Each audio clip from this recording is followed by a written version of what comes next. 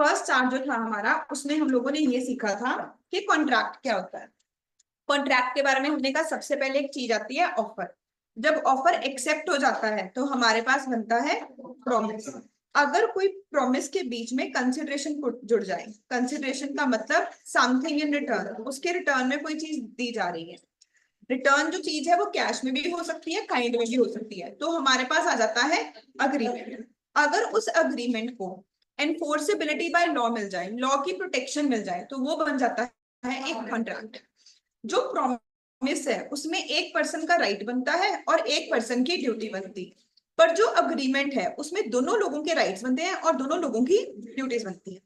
And जो contract है उसमें वही लीगल राइट, जो राइट्स एंड ड्यूटीज है वो लीगल नेचर के बन जाते हैं। हमारे पास एक लीगल कॉन्ट्रैक्ट बन जाता है, लीगल राइट्स एंड ड्यूटीज बन जाते हैं।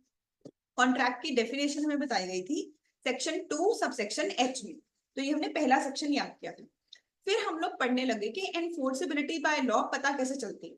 एनफोर्सेबिलिटी बाय लॉ पता करने के लिए हमें दो चीजें देखनी पड़ती हैं। एक हमें देखने पड़ते हैं कुछ जनरल पॉइंट्स और कुछ बातें जो सेक्शन नंबर 10 ने बताई। जो जनरल पॉइंट्स हैं वो कहीं पर भी लिखे नहीं गए।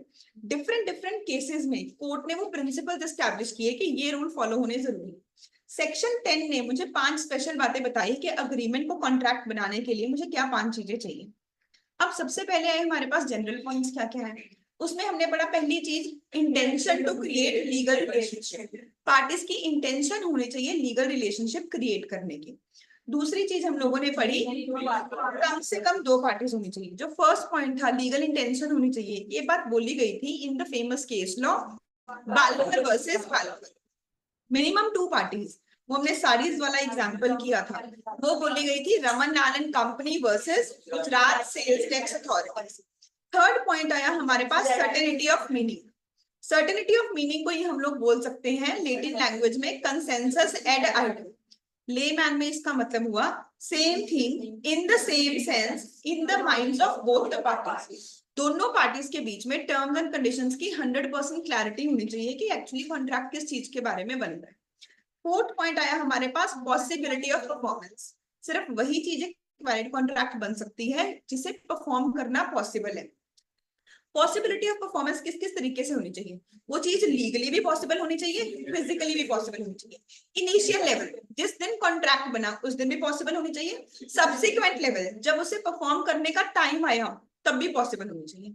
लास्ट पॉइंट हमने किया था कंप्लायंस विद अदर लॉज। हमने सिर्फ कॉन्ट्रैक्ट एक्ट के रूल फॉलो नहीं करने हैं, अगर उस टॉपिक से रिलेटेड कोई स्पेशल एक्ट बना है जैसे कि पार्टनरशिप एक्ट, कंपनी एक्ट, तो हमने उन रूल्स को भी कंप्लाई करना है, कंप्लायंस विद अदर लॉज। फिर हमने सेक्शन नंबर 10 को याद किया। उसमें लिखा हुआ है कि all agreements are contracts if they are entered into by. सारे अग्रीमेंट ही कॉन्ट्रैक्ट बन जाएंगे अगर ये 5 कंडीशंस पूरी हो जाए। 5 कंडीशंस क्या थी? Free consent of parties, parties ने अपनी मर्जी से कॉन्ट्रैक्ट किया। कॉम्पिटेंट टू कॉन्ट्रैक्ट, ऐसे लोगों के बीच में कॉन्ट्रैक्ट हुआ जो कि पार्टीज कॉम्पिटेंट टू कॉन्ट्रैक्ट है। For legal consideration, legal objective, not declared void bye law. Law ने उसे वॉइड डिक्लेयर ना कर रखा। वॉइड मतलब नल, जो कि लीगली कभी वैलिड बन ही नहीं सकता। फिर पहला पॉइंट आया हमारे पास फ्री कंसेंट। मुझे कैसे पता चलता है कि फ्री कंसेंट है? तो हम लोग बोलेंगे 5 एलिमेंट्स, अगर इन पांचों में से कुछ भी नहीं है तो इसका मतलब कि फ्री कंसेंट है। तो अगर coercion, undue influence, fraud, misrepresentation, mistake, ये 5 चीजें नहीं है तो इसका मतलब कि फ्री कंसेंट है। फिर हमने पढ़ा कैसे पता चलता है कि जो पार्टीज है वो कॉम्पिटेंट टू कॉन्ट्रैक्ट है। 3 चीजें चाहिए मुझे। Person should be major in age, he should be of sound mind and he must not be disqualified by law. उसे लॉ ने डिस्क्वालीफाई ना किया। यहाँ पे हम लोगों ने अपना फर्स्ट चैप्टर का फर्स्ट पार्ट कंप्लीट किया। आज मैं आप लोगों को आगे 2 चीजें बताऊंगी और उसके बाद आज हम लॉक में आंसर राइटिंग की प्रैक्टिस भी करेंगे। पहला चार्ट जो आज हम बनाएंगे that would be types of contract. Contract किस किस टाइप का होता है। एंड सेकंड आज हम एक ही वर्ड डिस्कस करेंगे, ऑफर। ठीक है, सिर्फ ऑफर वर्ड के ऊपर हम बहुत सारी डिस्कशन करेंगे। पक्का सब लोग पढ़ के आए हो बुक से? किसी को भी कोई भी डाउट नहीं है? ऑनलाइन स्टूडेंट्स को कोई डाउट हो जी? या तो मैंने बहुत अच्छा पढ़ाया है या तो पढ़ के ही आए हो। ऐसे तो नहीं पॉसिबल डाउट ना हो। अब वो टेस्ट में पता चलेगा कि क्या है रियलिटी। चलो देखते हैं।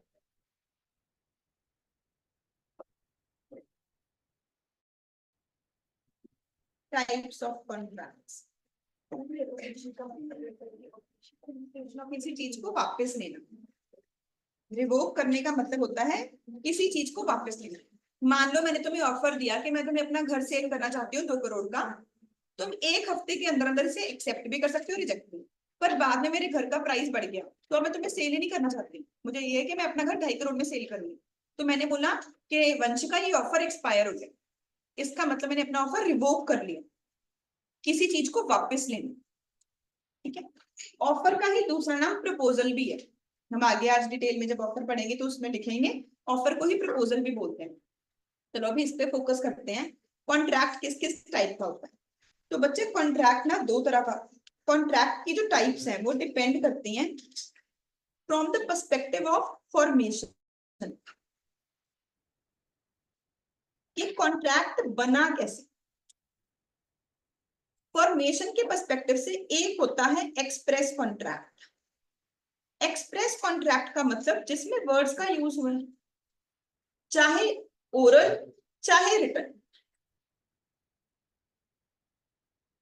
जैसे हम लास्ट क्लास में एग्जाम्पल कर रहे थे, अगर मैं बुक शॉप पे गई और मैंने बुक शॉप पे जाके बोला कि मुझे सीए की बुक्स चाहिए, तो मैंने कुछ वर्ड्स को यूज किया, मैंने बोल के ऑफर दिया, इसे हम लोग बोलेंगे कि ये एक एक्सप्रेस कॉन्ट्रैक्ट है।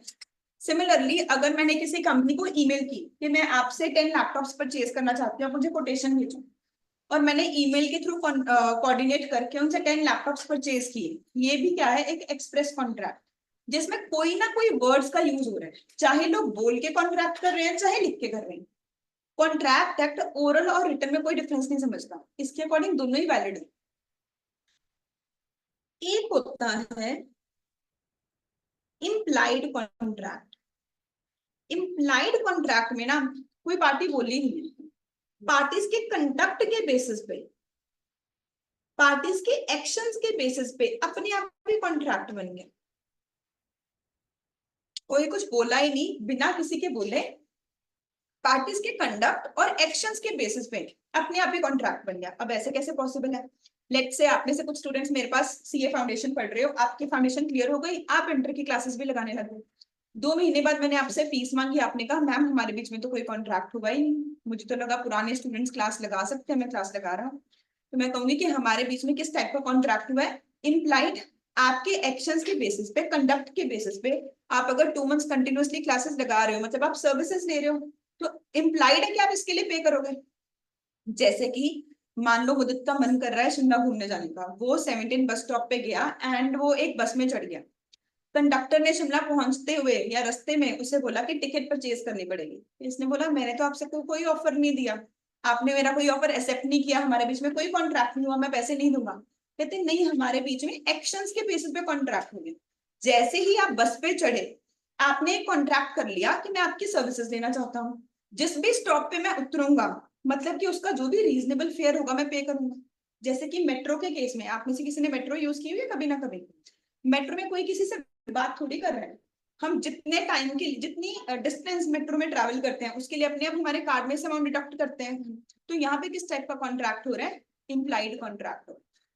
पार्टीज कुछ बोल रही नहीं है, उनके एक्शंस और कंडक्ट के बेसिस पे कॉन्ट्रैक्ट हो रहा है। कोई एग्जांपल दे सकते हो मुझे, आपके साथ कभी इम्प्लाइड कॉन्ट्रैक्ट हुआ हो, आपने कभी किया हो?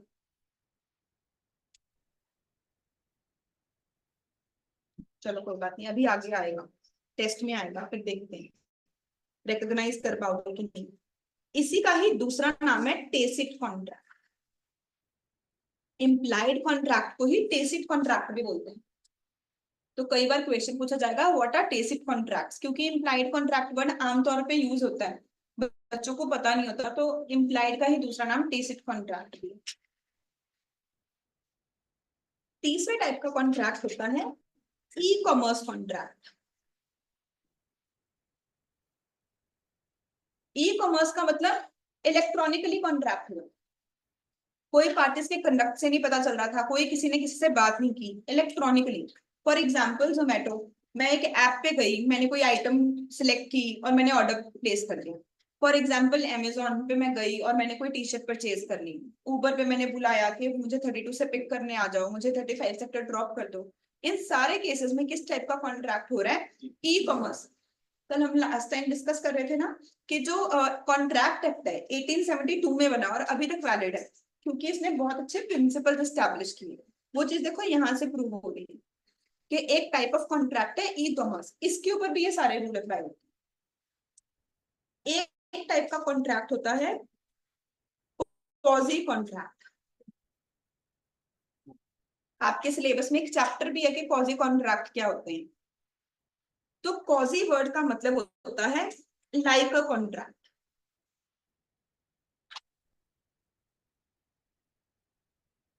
रिजेंबल अ कॉन्ट्रैक्ट। ये एक ऐसा कॉन्ट्रैक्ट है जो कि कॉन्ट्रैक्ट के जैसा है। अब वही फर्क क्या है फिर इसमें और नॉर्मल कॉन्ट्रैक्ट में। इस केस में no offer, no acceptance, no consideration, but rights and duties just like a contract. ये एक ऐसा कॉन्ट्रैक्ट होता है जिसमें किसी ने किसी को कोई ऑफर नहीं दिया, कोई ऑफर को एक्सेप्ट नहीं कर रहा, पर जो राइट्स एंड ड्यूटीज बनते हैं वो बिल्कुल एक कॉन्ट्रैक्ट के जैसे बनते हैं। जैसे कि गवर्नमेंट ऑफ इंडिया ने बोला कि एनी आपको हर साल 30% टैक्स पे करना है। मैंने कहा मैंने तो कोई ऑफर नहीं दिया, हमारे बीच में क्या ये कैसे मेरी ड्यूटी बना दी गई कि मुझे 30% टैक्स पे करना है। कहते अगर नहीं पे करोगे इम्प्रिजनमेंट भी हो सकती है, 100% फाइन भी पे करना पड़ेगा, लेट पेमेंट करोगे तो इंटरेस्ट भी देना पड़ेगा। तो मेरी एक लीगल ड्यूटी बन गई कि मुझे टैक्स पे करना है। गवर्नमेंट का एक लीगल राइट बन गया कि उसने टैक्स रिकवर करना है, वो उसके लिए लीगल एक्शन ले सकते हैं। बट यहाँ पे कोई ऑफर नहीं था, कोई एक्सेप्टेंस नहीं थी। जो राइट्स एंड ड्यूटीज बन रहे हैं वो बिल्कुल एक कॉन्ट्रैक्ट की तरह बन रहे हैं, पर कोई ऑफर एक्सेप्टेंस नहीं है। ऐसे कॉन्ट्रैक्ट्स को हम क्या बोलते हैं? Quasi contracts. तो ये बनते कैसे हैं? जब कोई ऑफर एक्सेप्टेंस ही नहीं है तो ये बनते कैसे हैं? They are imposed by law. Exam में आप 3 या 4 मार्क्स का क्वेश्चन एक्सपेक्ट कर सकते हो, what is a quasi contract. तो मैंने उस पर्सपेक्टिव से आपको ये सारी चीजें लिखवाई। पहले आपने सिंपली से कैसे लिखना है, पहले आप बोलोगे क्वाजी वर्ड का मतलब क्या है। क्वाजी वर्ड का मतलब है लाइक। तो ये कॉन्ट्रैक्ट के जैसा है। कॉन्ट्रैक्ट के जैसा मतलब कि उससे मिलता जुलता है, उसे रिजेंबल करता है। कैसे मिलता जुलता है? कोई ऑफर एक्सेप्टेंस नहीं होगा, पर जो राइट्स एंड ड्यूटीज हैं बिल्कुल कॉन्ट्रैक्ट की तरह ही होंगे। तो ये बनेगा कैसे? It is imposed by law. Law ने बोल दिया तुम ऐसा काम कर लूंगी तो हमें करना है। हम एक स्पेशल चैप्टर पढ़ेंगे इस टॉपिक के ऊपर। तो ऑन द बेसिस ऑफ कि कॉन्ट्रैक्ट बना कैसे, फॉर्मेशन कैसे हुई। 4 तरह का कॉन्ट्रैक्ट हो सकता है। एक्सप्रेस, जिसमें वर्ड्स यूज हुए। इम्प्लाइड, जिसे हम टेसिट कॉन्ट्रैक्ट भी बोलते हैं, जिसमें एक्शंस और कंडक्ट के बेसिस पे कॉन्ट्रैक्ट बन रहा है। ई कॉमर्स, जो कि इलेक्ट्रॉनिकली बन रहा है। And last is quasi contract. Second type है on the basis of validity, और थर्ड टाइप है on the basis of performance.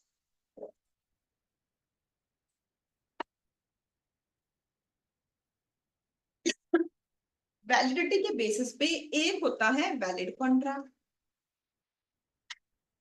Valid contract जिसने सारे रूल पूरे कर दिए, शुरू से लेके एंड तक हम जितने भी रूल पढ़ेंगे उसमें एक वैलिड ऑफर था, वैलिड एक्सेप्टेंस थी, वैलिड कंसिडरेशन थी, उसने सारे रूल ही पूरे कर दिए। ऐसे कॉन्ट्रैक्ट को हम लोग क्या बोलेंगे? वैलिड कॉन्ट्रैक्ट बोलेंगे, जिसमें सारे रूल्स पूरे हो रहे हैं। ठीक है। एक होगा वॉइड अग्रीमेंट, इसी का दूसरा नाम है वॉइड एब इनिशियो। एक लाइन छोड़ के आप लोग लिखोगे। एक होगा वॉइड कॉन्ट्रैक्ट, ध्यान से समझाती हूँ, आप लोग नोट करना दोनों में डिफरेंस क्या है। एक मैंने बोला वॉइड एग्रीमेंट, एक मैंने बोला वॉइड कॉन्ट्रैक्ट। वॉइड वर्ड का मतलब तो आपने पहले ही सुन लिया कि वॉइड का मतलब है नल, जिसकी लीगली कोई वैल्यू नहीं, है ना। कॉन्ट्रैक्ट वर्ड का मतलब क्या होता है? Which is enforceable by law, जिसे लॉ की प्रोटेक्शन मिल रही है। पर वॉइड का मतलब जिसे लॉ की प्रोटेक्शन नहीं मिल रही, जिसकी लॉ की नजरों में कोई वैल्यू नहीं। वॉइड अग्रीमेंट एक ऐसी स्टेज है जो कि कॉन्ट्रैक्ट की स्टेज पे पहुंची नहीं थी, उससे पहले ही उसकी कोई लीगल वैलिडिटी बनी ही नहीं, ये शुरू से ही वॉइड है। वॉइड एब इनिशियो, वॉइड एब इनिशियो को हम लोग बोलते हैं लेमैन की लैंग्वेज में वॉइड फ्रॉम बिगिनिंग। ये जब बना था तभी से वॉइड है, इसमें कभी कोई लीगल वैलिडिटी बनी ही नहीं। वॉइड कॉन्ट्रैक्ट क्या है? जो कि कॉन्ट्रैक्ट की स्टेज पे पहुंचा था, इसने सारे रूल पूरे कर दिए थे, पर बाद में कोई चीज ऐसी हो गई कि अभी इसकी कोई लीगल वैलिडिटी नहीं। जैसे कि मान लो अगर किसी 16 साल के बच्चे ने किसी से लोन लिया, अगर वो पैसे ना दे तो क्या लीगली उससे रिकवर कर सकते हैं? क्योंकि वो पर्सन कॉम्पिटेंट टू कॉन्ट्रैक्ट ही नहीं है, वैलिड कॉन्ट्रैक्ट बना ही नहीं, हम लोग क्या बोलेंगे यहाँ पे, क्या है, वॉइड अग्रीमेंट। वो वैलिड कॉन्ट्रैक्ट की स्टेज पे वो पहुंचा ही नहीं, ये वॉइड एब इनिशियो है। पर जैसे हमने लास्ट क्लास में एग्जांपल की थी, मैंने किसी से कॉन्ट्रैक्ट किया जनवरी 2020 में कि मैं आपको ऑफलाइन क्लासेस दूंगी, अप्रैल 2020 में बोला अब मैं आपको ऑफलाइन क्लासेस नहीं दे सकती, मैं सिर्फ ऑनलाइन दे सकती हूँ बिकॉज ऑफ कोविड। तो यहाँ पे अभी ये क्या हो गया, सब्सिक्वेंट इम्पॉसिबिलिटी की वजह से, हमने पढ़ा था पॉसिबिलिटी ऑफ परफॉर्मेंस होनी चाहिए, सब्सिक्वेंट इम्पॉसिबिलिटी की वजह से ये क्या हो गया, अब वॉइड हो गया। अब इसे क्या बोलेंगे, वॉइड कॉन्ट्रैक्ट। तो दोनों वर्ड्स में, वॉइड अग्रीमेंट और वॉइड कॉन्ट्रैक्ट में एक छोटा सा डिफरेंस क्या है, वॉइड अग्रीमेंट तो कभी वैलिड बना ही नहीं था, शुरू से ही वॉइड है, इसकी कभी कोई लीगल वैलिडिटी बनी ही नहीं, वॉइड फ्रॉम बिगिनिंग है।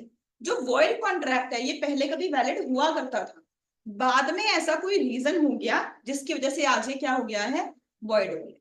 सो आप ब्रैकेट में लिखोगे इसका रीजन क्या होगा, बिकॉज ऑफ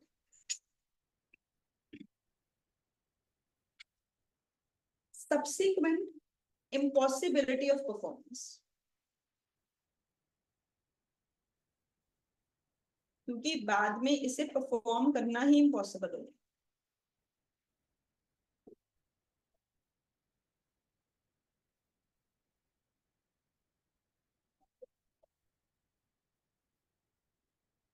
तब समझ आ रहा है, आसान टॉपिक है, ऑनलाइन स्टूडेंट्स को सब क्लियर हो रहा है जी? यस। एक होता है voidable contract,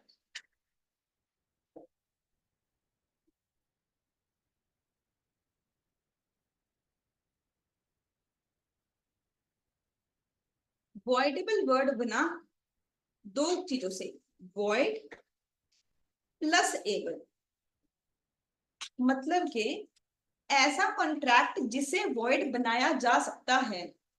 actually void word पता है किससे बना है, वॉइड वर्ड बना है अवॉइड से, जिसमें तुम अपनी ड्यूटी अवॉइड कर सकते हो।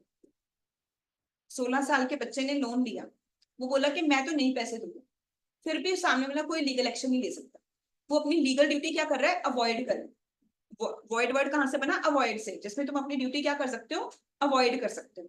हमारे पास एक वर्ड आया वॉइडेबल, वॉइडेबल वर्ड का मतलब जिसे वॉइड बनाया जा सकता है, और ऐसी पावर किसी एक पर्सन के पास है, एक पर्सन के पास पावर है, वो इसे वैलिड भी बना सकता है और वॉइड भी बना सकता है, दूसरा पर्सन कुछ भी नहीं कर सकता। जैसे कि मान लो एक्स ने वाई के सिर पे गन रख के बोला अपनी सारी प्रॉपर्टी अभी के अभी मेरे नाम ट्रांसफर करो, नहीं तो मैं तुम्हारी बेटी को मार दूंगा। उसने डर के मारे पेपर्स के ऊपर साइन कर दिया, तो वैसे तो ये एक एक्सप्रेस कॉन्ट्रैक्ट बन गया, रिटर्न में उसने अपनी सारी प्रॉपर्टी ट्रांसफर कर दी। अगले ही दिन वो पुलिस में गया, उसने एफआईआर की और इस अग्रीमेंट को नल करवा दिया। कोर्ट ने बोला कि इस अग्रीमेंट की लीगली कोई वैलिडिटी नहीं है क्योंकि इसने अपनी मर्जी के साथ नहीं साइन किया था। तो इस केस में क्या था, ये कॉन्ट्रैक्ट को वॉइड बनाया जा सकता था। मान लो ये डर जाए, कोई लीगल एक्शन ना लेता, प्रॉपर्टी उसके नाम ही रहती, तो फिर ये क्या हो जाता, वैलिड हो जाता। अगर उसने लीगल एक्शन ले लिया, अब ये क्या हो गया, वॉइड हो गया। तो अगर किसी चीज को वैलिड या वॉइड बनाया जा सकता है और ऐसी पावर किसी एक पर्सन के पास है, दोनों के पास नहीं है, ऐसे कॉन्ट्रैक्ट को हम लोग क्या बोलते हैं, वॉइडेबल कॉन्ट्रैक्ट। इसकी आगे ना नेक्स्ट पेज पे डेफिनेशन लिखो और अच्छे से क्लियर होगा।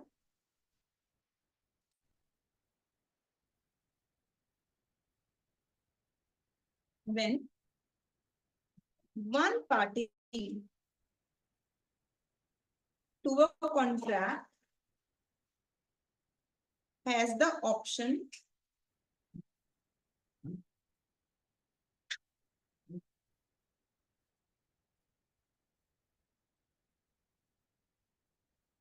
to make the contract valid or void, but other party does not have such an option. जब किसी एक पार्टी के पास ऑप्शन हो कि वो कॉन्ट्रैक्ट को वैलिड या वॉइड बना सकता है, पर दूसरी पार्टी के पास ऐसी कोई ऑप्शन नहीं है, ऐसे कॉन्ट्रैक्ट को हम लोग क्या बोलेंगे, वॉइडेबल कॉन्ट्रैक्ट बोलेंगे। इसका बेस्ट एग्जाम्पल है फ्री कंसेंट। जब भी फ्री कंसेंट नहीं होगा तो वॉइडेबल कॉन्ट्रैक्ट बनेगा। मान लो मैं लैपटॉप खरीदने गई और मेरे साथ फ्रॉड हो गया, मुझे डुप्लीकेट लैपटॉप सेल कर दिया गया। अब चाहो तो मैं कुछ भी ना करूं, मैं उसी लैपटॉप को यूज करती रहूं कि कौन ढूंढेगा कि रियल ओनर कौन है, कौन पुलिस के पास जाके दिमाग खपाई करेगा। मैं वही लैपटॉप यूज कर रही हूँ कि चलो मेरा नुकसान हो गया, आगे से मैं सोच समझ के चलूंगी। फिर तो वो कॉन्ट्रैक्ट क्या बन गया, वैलिड कॉन्ट्रैक्ट बन गया।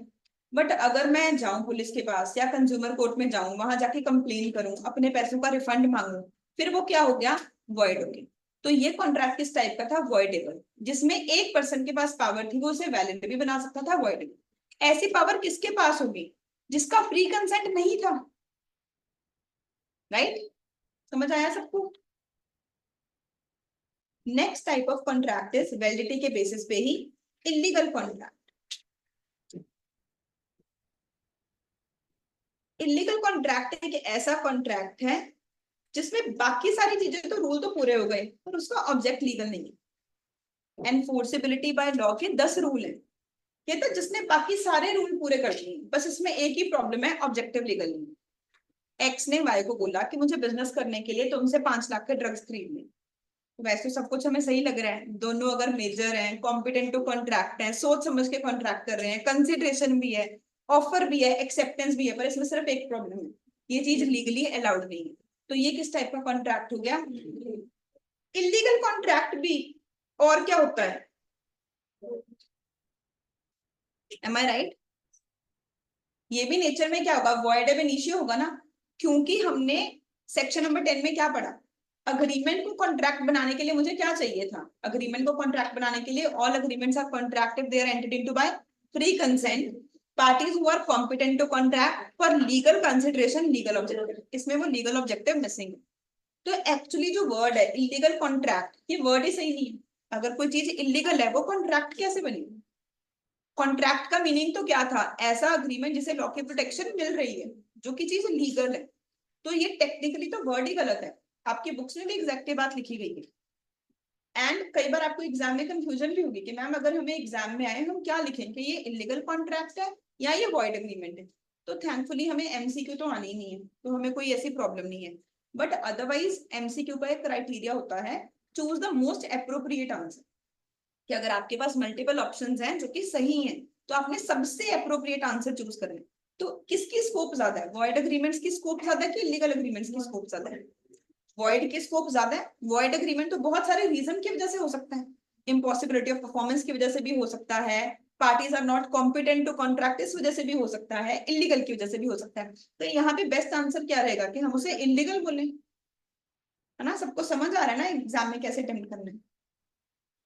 ऐसे ही एक होता है अनएनफोर्सेबल कॉन्ट्रैक्ट, ये भी टेक्निकली वर्ड ही गलत है। कॉन्ट्रैक्ट का तो मतलब ही होता है जिसे लीगली एनफोर्स किया जा सके, और ये क्या बोल रहे हैं, अनएनफोर्सेबल कॉन्ट्रैक्ट। तो ये अनएनफोर्सेबल कॉन्ट्रैक्ट का मतलब क्या बना, ऐसा contract other laws are not complied, जिसमें बाकी सारे रूल तो पूरे हो गए पर किसी और एक्ट के रूल्स को आपने कंप्लाई नहीं किया। जैसे कि मान लो मैंने वंशिका को प्रॉपर्टी सेल की और हम लोगों ने ओरल अग्रीमेंट की, तो वैसे कॉन्ट्रैक्ट एक्ट में तो ओरल अग्रीमेंट अलाउड है, पर ट्रांसफर ऑफ प्रॉपर्टी एक्ट में लिखा हुआ है कि प्रॉपर्टी के लिए हमेशा रिटर्न अग्रीमेंट होना चाहिए। तो इसमें बाकी सारी चीजें तो सही हैं, हम दोनों मेजर हैं, दोनों साउंड माइंड के हैं, कोई सबने फ्री कंसेंट किया है, लीगल कॉन्ट्रैक्ट, लीगल ऑब्जेक्टिव है, लीगल कंसिडरेशन है, पर इसमें किसी और एक्ट के रूल पूरे नहीं हुए, तो इसे हम लोग क्या बोलेंगे, अनएनफोर्सेबल कॉन्ट्रैक्ट। एक बार सारा चार्ट दोबारा देखो, आपको सबका मीनिंग क्लियर है, विद द इंटेंशन के हमें क्वेश्चन आएगा जिसमें 5 से पार्ट्स होंगे और आपको ये बताना होगा किस टाइप का कॉन्ट्रैक्ट, क्या आप आंसर कर पाओगे।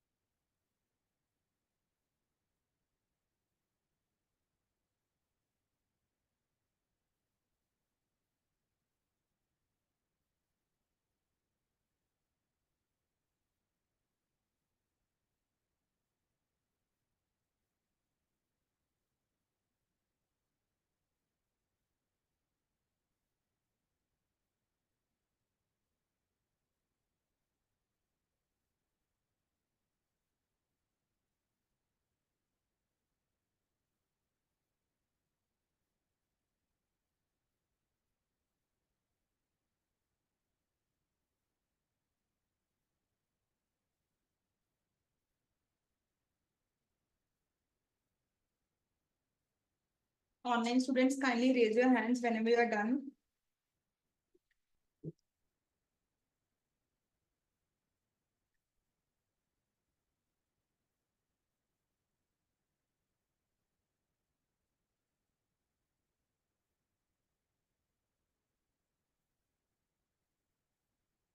हाँ जी, फिर लास्ट टाइप देखेंगे। परफॉर्मेंस के बेसिस पे कॉन्ट्रैक्ट दो तरह का होता है। एक होता है एग्जीक्यूटेड कॉन्ट्रैक्ट, एक होता है एग्जीक्यूटरी कॉन्ट्रैक्ट।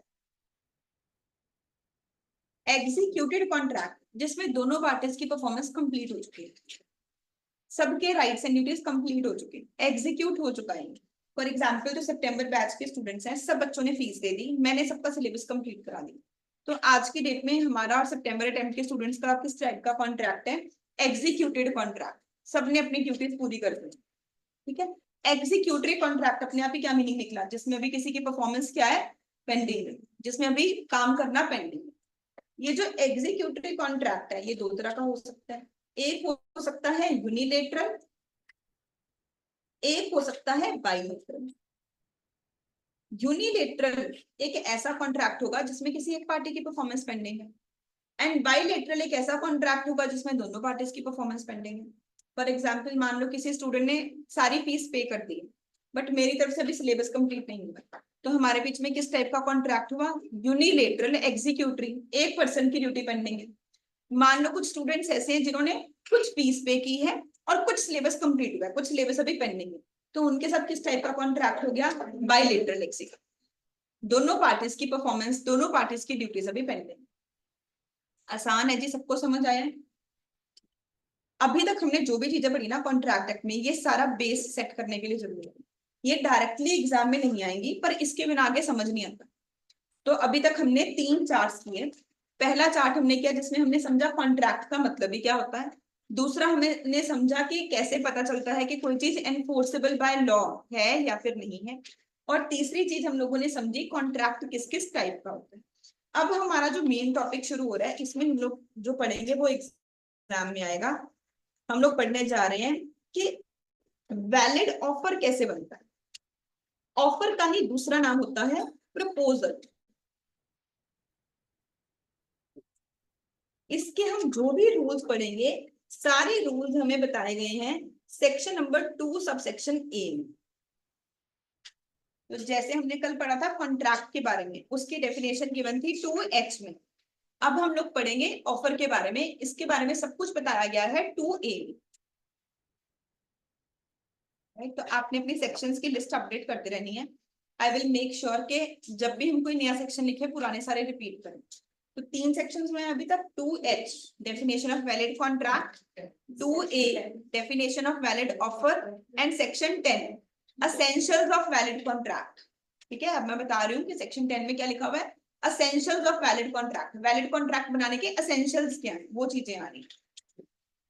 इसके बारे में हम तीन चीजें पढ़ेंगे। मैं हमेशा जब भी आपको चार्ट्स बनवाऊंगी कोशिश करूंगी कि आपके माइंड में एक इमेज माइंड मैप बने।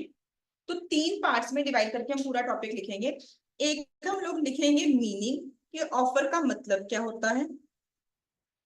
एक हम लोग लिखेंगे रूल्स कि एक वैलिड ऑफर के लिए क्या क्या रूल्स पूरे करने जरूरी है। और एक हम लोग समझेंगे टाइप्स कि ऑफर किस किस टाइप का होता है। 3 पार्ट्स में पूरा टॉपिक कवर्ड है। This will cover 5 to 6 pages of your book. तो एक ही पेज में आपको सब कुछ रिवाइज हो जाएगा। सबसे पहले ऑफर का मतलब क्या होता है बच्चे? जैसे कि लेट्स से वैष्णवी का मन कर रहा है पिज्जा खाने का, ठीक है। तो उसने बोला कि चंडीगढ़ में सबसे अच्छा होटल कहाँ है। मैंने कहा सेक्टर 17 में ताज होटल है, मुझे वहां का खाना सबसे अच्छा लगता है। वो ताज होटल गई, उसने बोला कि आप मुझे अपना मेन्यू कार्ड दो। उन्होंने अपना मेन्यू कार्ड दिया। मेन्यू कार्ड में वहां पे लिखा हुआ था कि हमारे पास एक वेज पिज्जा अवेलेबल है। इसने वेटर को बुलाया और बोला कि मुझे वेज पिज्जा ऑर्डर करना है। वेटर ने बोला कि sorry ma'am, not allowed, not available, कि हमारे पास कुछ वेजिटेबल्स अवेलेबल नहीं है, इसलिए आज हम ये आपको प्रोवाइड नहीं कर पाएंगे। कहती आई विल सी यू। कहती हमारे बीच में कॉन्ट्रैक्ट हुआ है, आपने मुझे ऑफर दिया कि हमारे होटल में आके खाना खाओ, आपने मुझे मेन्यू कार्ड दिया, मैंने आपके ऑफर को एक्सेप्ट कर लिया, मैंने सिलेक्ट किया कि मुझे पिज्जा परचेज करना है, तो हमारे बीच में क्या बन गया, एक वैलिड कॉन्ट्रैक्ट बन गया।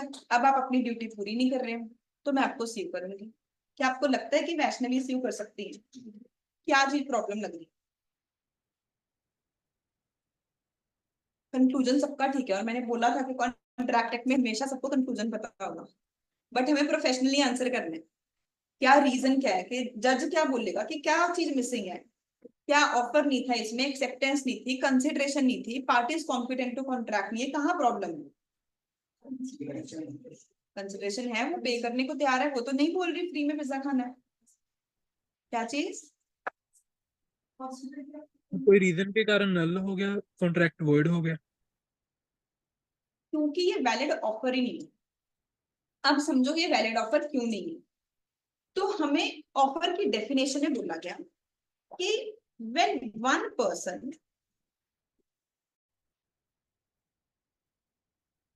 signifies to another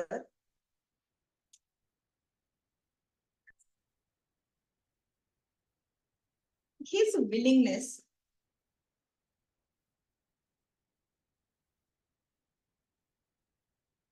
to do something or not to do something with an intention। अभी एक बार नोट डाउन करो, अभी याद हो जाएगा, जैसे सेक्शन 10 याद हो गया था, ये भी हो जाएगा। with an intention to obtain assent of other party,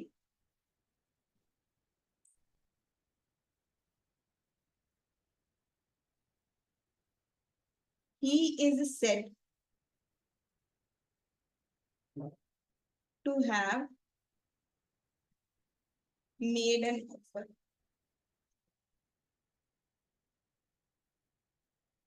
मैं सारा पॉइंट रिपीट करती हूँ।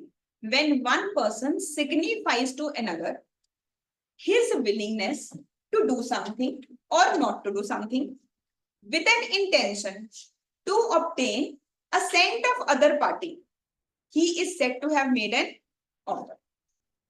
ठीक है, याद कैसे होगा? याद करने के लिए आप इसके साथ 3 वर्ड्स लिखोगे, SWI। यहां से हमें पूरी शॉर्ट फुल डेफिनेशन याद होगी।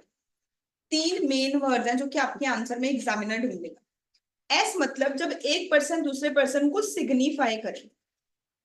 क्या चीज सिग्निफाई करे? उसकी विलिंगनेस, उसकी इच्छा। किस चीज की इच्छा? उसकी इच्छा कि तुम ये काम करो या फिर ये काम ना करो। और उस इच्छा में क्या जुड़ा हुआ है? ये इंटेंशन कि काश तुम मेरी बात मान जाओ। होटल वाले कहते हैं कि जब मैंने आपको मेन्यू कार्ड दिया, मेरी नियत ये थोड़ी थी काश तुम मुझे पिज्जा ऑर्डर करो। मेरी नियत क्या थी कि तुम मुझे ऑफर दो, फिर मैं बताऊंगा मैंने तुम्हें पिज्जा देना है कि नहीं। और बेटर तरीके से मेरी बात समझो। जैसे कि मान लो कनन ने दिल्ली यूनिवर्सिटी का फॉर्म फिल किया, दिल्ली यूनिवर्सिटी के न्यूज़पेपर में ऐड आई, ट्रिब्यून में ऐड आई कि जो भी बच्चे बीकॉम करना चाहते हैं हमारा फॉर्म फिल करें। कनन ने फॉर्म फिल कर दिया, दिल्ली यूनिवर्सिटी कहती नहीं हम आपको एडमिशन नहीं देंगे। क्या ये बोल सकता है कि नहीं मैं तो आपके अगेंस्ट लीगल एक्शन लूंगा? आपने न्यूज़पेपर में ऑफर दिया था कि जो जिसने भी बीकॉम करनी है फॉर्म भरो। मैंने फॉर्म फिल कर दिया तो मैंने ऑफर क्या कर लिया? एक्सेप्ट कर लिया, तो कॉन्ट्रैक्ट बन गया। तो दिल्ली यूनिवर्सिटी बोलती है अरे नहीं, हमने ऑफर थोड़ी दिया था, इस ऑफर में क्या मिसिंग था? कहते ऑफर तो वो चीज होती है जब एक पर्सन दूसरे पर्सन को सिग्निफाई करे, बोले अपनी विलिंगनेस कि मेरी इच्छा है कोई काम करना, टू डू समथिंग और नॉट टू डू समथिंग। जो ऑफर है वो नेचर में पॉजिटिव भी हो सकता है, किसी से कोई काम करवाने के लिए भी हो सकता है, नेगेटिव भी हो सकता है कि तुम ये काम ना करो। और उसमें क्या छुपा होना चाहिए? उसमें आपकी इंटेंशन क्या होनी चाहिए? To obtain assent of other party. कहते जब मैंने न्यूज़पेपर में एक ऐड दी कि अगर तुम बीकॉम करना चाहते हो फॉर्म फिल करो, मैं तुम्हें ये नहीं बोल रहा काश तुम मेरी बात मान लो और दिल्ली यूनिवर्सिटी में एडमिशन ले लो। मैं तो ये चाहता हूँ कि जो भी लोग इंटरेस्टेड हैं वो फॉर्म फिल करें, फिर जो मुझे अच्छे लगे उनको मैं एडमिशन दे दूं। इन चीजों को हम लोग क्या बोलते हैं? मैं ये कहना चाह रही हूँ, आप लोग रूल्स में लिखोगे, अगर ये दोनों वर्ड्स हैं तो it is an invitation to offer.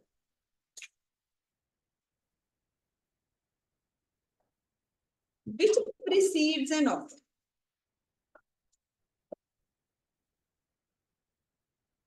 कहते ऑफर से पहले भी एक चीज होती है। ऑफर से पहले क्या चीज होती है? Invitation to offer. अगर मान लो किसी चीज में तुम्हें कोई पर्सन सिग्निफाई कर रहा है, उसकी विलिंगनेस है कि ऐसा हो या फिर ऐसा ना हो, पर उसकी इंटेंशन ये नहीं है कि काश तुम उसकी बात मान जाओ। उसकी इंटेंशन सिर्फ क्या है कि तुम उसे ऑफर दो। इस केस में इंटेंट क्या होती है? इस केस में इंटेंट होती है टू प्रोवोक ऑफर, कि तुम आके उसे ऑफर दो। तो जब होटल ने मेन्यू कार्ड दिया, वो तुम्हें ऑफर नहीं दे रहा, वो तुम्हें इनविटेशन टू ऑफर दे रहा है। वो कह रहा है तुम, मैं ऑफर से इनवाइट कर रहा हूँ, तुम में से अगर कोई कुछ खाना चाहता है मुझे आके ऑफर दो, मुझे जिसका ऑफर पसंद आएगा मैं एक्सेप्ट कर लूंगी। जब कॉलेज वाले बोलते हैं कि प्रोस्पेक्टस निकला है, जो भी एडमिशन लेना चाहता है प्रोस्पेक्टस में एडमिशन फॉर्म फिल करे, वो कॉलेज तुम्हें ऑफर नहीं दे रहा, कॉलेज ऑफर इनवाइट कर रहा है कि तुम में से जो बीकॉम करना चाहता है मुझे ऑफर दो कि हम बीकॉम करना चाहते हैं, मुझे जिस जिसकी एप्लीकेशन पसंद आएगी मैं उसकी एप्लीकेशन एक्सेप्ट कर लूंगी। समझ आया सबको? पक्की बात है, समझ आया? ठीक है। सिमिलरली आप लोगों ने 12th में कंपनी अकाउंट चैप्टर किया है। मान लो मैं जोमेटो के शेयर खरीदना चाहती हूँ, जोमेटो कंपनी ने बोला हम आईपीओ निकाल रहे हैं, मैंने अप्लाई कर दिया, पर प्रो राटा अलॉटमेंट में मुझे शायद सिर्फ एक ही शेयर मिला या मुझे मिला ही नहीं, मेरी एप्लीकेशन रिजेक्ट ही हो गई। तो क्या मैं लीगल एक्शन ले सकती हूँ? जोमेटो कंपनी बोलेगी कि जब मैंने प्रोस्पेक्टस निकाला था तो मैंने तो क्या दिया था? इनविटेशन टू ऑफर दिया। तुमने मुझे आके ऑफर दिया कि मैंने तुम्हारे शेयर खरीदने हैं, मैंने कुछ लोगों के एक्सेप्ट कर लिए, कुछ लोगों को प्रो राटा अलॉटमेंट कर दी, कुछ के रिजेक्ट कर दिए, मैं कुछ भी कर सकता हूँ। समझ आ गई सबको बात? तो ऑफर की डेफिनेशन में उसका पहला रूल छुपा है। ऑफर की डेफिनेशन याद करने के लिए हम वर्ड याद करेंगे SWI। एस मतलब सिग्निफाई। मैंने अपने मन में सोचा मैंने मर्सिडीज खरीदनी, ये कोई ऑफर थोड़ी है। सिग्निफाई, जब मैं किसी को सिग्निफाई करूंगी, एक्सप्रेस करूंगी। When one person signify, second word है हमारे पास विलिंगनेस, कि उसकी इच्छा है। When one person signifies to another his willingness to do something or not to do something with an intention to attain assent of other, उसकी नियत क्या होनी चाहिए? काश सामने वाला मेरी बात मान ले। इसे हम लोग क्या बोलेंगे? He is said to have made an offer, कि उसने ऑफर दिया। तो पहला वर्ड आ गया हमारे पास इनविटेशन टू ऑफर। यहीं से हमारे पास दूसरा रूल भी आ गया, ऑफर में भी पॉजिटिव और विलिंगनेस क्या हो सकती है? टू डू समथिंग और नॉट टू डू समथिंग। अब आपको नॉट टू डू समथिंग का एग्जांपल बताती हूँ ताकि आप इसे अच्छे से समझ सको। अभी तक हमने जितने भी कॉन्ट्रैक्ट्स डिस्कस किए पहली क्लास से लेके अब तक, सब में हम पॉजिटिव ऑफर्स की बात कर रहे थे। मैं लैपटॉप लेने गई, आप सीए की बुक्स लेने गए, जोमेटो पे खाना ऑर्डर किया, बीकॉम के लिए एडमिशन फॉर्म फिल किया, सारी चीजों में क्या है? पॉजिटिव चीज। हम चाहते हैं ऐसा हो जाए। नेगेटिव ऑफर कैसे हो सकते हैं? लेट से यहाँ पे डोमिनोज का शोरूम, डोमिनोज रेंट पे करता है 2 लाख पर मंथ। डोमिनोज को पता चले कि जो टॉप फ्लोर है ना वो लापिनोज रेंट पे ले रहे, तो डोमिनोज बोलेगा कि यार सारी मार्केटिंग की मैंने, पहले तो इस मार्केट में कोई पिज्जा खाने आता ही नहीं, डोमिनोज की वजह से मैंने मार्केटिंग की, ब्रांडिंग की, बच्चों को पता चलने लगा। अब इसका फायदा उठाने आ गया जब मार्केट बन गई लापिनोज। तो डोमिनोज ने अपने लैंडलॉर्ड को बोला कि तुमने किसी को भी ये जगह रेंट पे नहीं देनी, नहीं तो मैं छोड़ दूंगा। कहते मैं तुम्हें एक्स्ट्रा 5 लाख रुपए दे रहा हूँ, पर यहाँ पे तुम किसी मर्जी को जगह रेंट पे दे दो, पर किसी पिज्जा वाले को नहीं दो, किसी पिज्जा आउटलेट को तुम रेंट पे नहीं दो। तो यहाँ पे वो किस टाइप का ऑफर दे रहा है? नेगेटिव ऑफर, कि तुम ऐसा ना करो। समझ गए ना सब लोग? ये भी वैलिड कॉन्ट्रैक्ट बन सकते हैं, क्योंकि कॉन्ट्रैक्ट क्या होना चाहिए? जिसमें किसी के कोई लीगल राइट्स एंड ड्यूटीज बनी है। यहाँ पे डोमिनोज का लीगल राइट बन गया कि जो उसका लैंडलॉर्ड है वो सेकंड फ्लोर किसी को भी रेंट पे दे सकता है एक्सेप्ट अ पिज्जा आउटलेट। और दूसरे पर्सन का क्या राइट ड्यूटी बन गया कि उसने किसी को भी रेंट पे देना है बट पिज्जा आउटलेट को नहीं। कोई कंफ्यूजन? सब समझ आया है? तो पहले हमने की डेफिनेशन, उसके साथ ही हमने पहला रूल पढ़ा invitation to offer which precedes an offer. ये बात में बताई गई थी in the case law Harvey versus Facey. मैं स्पेलिंग रिपीट कर देती हूँ। हार्वे है HARVEY वर्सेस फेसी। आज हम लोग डिस्कस भी करेंगे कि एक्चुअली ये केस लॉ कैसे यूज कैसे करेंगे।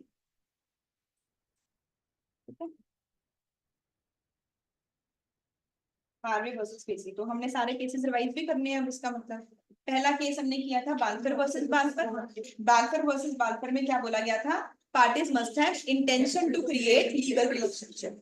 फिर हमने सेकंड केस लो किया था Raman Lal and company versus Gujarat sales tax authority. उसमें बोला गया to form a valid contract there must be minimum 2 parties. एक वैलिड कॉन्ट्रैक्ट बनाने के लिए कम से कम 2 पार्टीज चाहिए। थर्ड केस लो हमने किया Harvey versus Facey. Exactly language आप लोग याद करेंगे, बहुत बार रिपीटेडली सिर्फ इसी टॉपिक में से क्वेश्चन पूछा गया है। तो हार्वे वर्सेस पेसी में क्या हुआ? ये एस्टैब्लिश हुआ that invitation to offer precedes a general offer. जो इनविटेशन टू ऑफर है ये ऑफर से भी पहले की स्टेज होती है। इसमें जो पार्टीज की इंटेंट होती है that is to induce offers. ये ऑफर्स जनरेट करना होती है, इसमें इंटेंट कॉन्ट्रैक्ट करना नहीं होती, लीगल ड्यूटी क्रिएट करना नहीं। इसकी चाहो तो एग्जाम्पल भी लिख सकते हो, मेन्यू कार्ड, कॉलेज प्रोस्पेक्टस, ये सारी चीजें क्या है? Invitation to offer.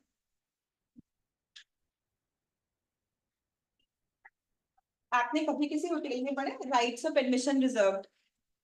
लिखा होता बहुत सारे होटल्स की बाहर राइट्स ऑफ एडमिशन रिजर्व।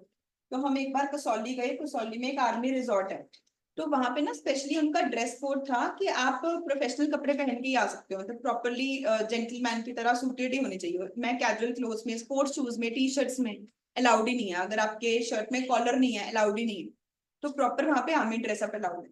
बाहर लिखा हुआ है राइट ऑफ एडमिशन रिजर्व। अब एक पर्सन अगर जाके लीगल एक्शन में बोले कि तुमने इतना बड़ा होटल खोला, तुमने हमें ऑफर दिया कि हम इस होटल की सर्विसेज ले सकते हैं, मैंने उसकी ऑफर को एक्सेप्ट कर लिया, तो ऐसे हमें मना थोड़ी कर सकते हो। तो can they do this? Answer is no, क्योंकि वो सिर्फ क्या कर रहे हैं? इनविटेशन टू ऑफर दे रहे हैं। वो तो ऑफर से पहले की स्टेज है। हमने होटल खोला है, तुमने हमारी सर्विसेज लेनी है, तो तुम हमें आके ऑफर दो, हम तुम्हारा ऑफर एक्सेप्ट भी कर सकते हैं, रिजेक्ट भी कर सकते हैं। ठीक है जी सबको? अगर उनका पहले ही कॉन्ट्रैक्ट हो जाता पिज्जा वाले का, तो बाद में वो कहते हैं कि जाकर मतलब डोमिनोज के मत करो ऐसे, लाइक फिर उसके बाद क्या होता फिर मतलब वो like valid valid.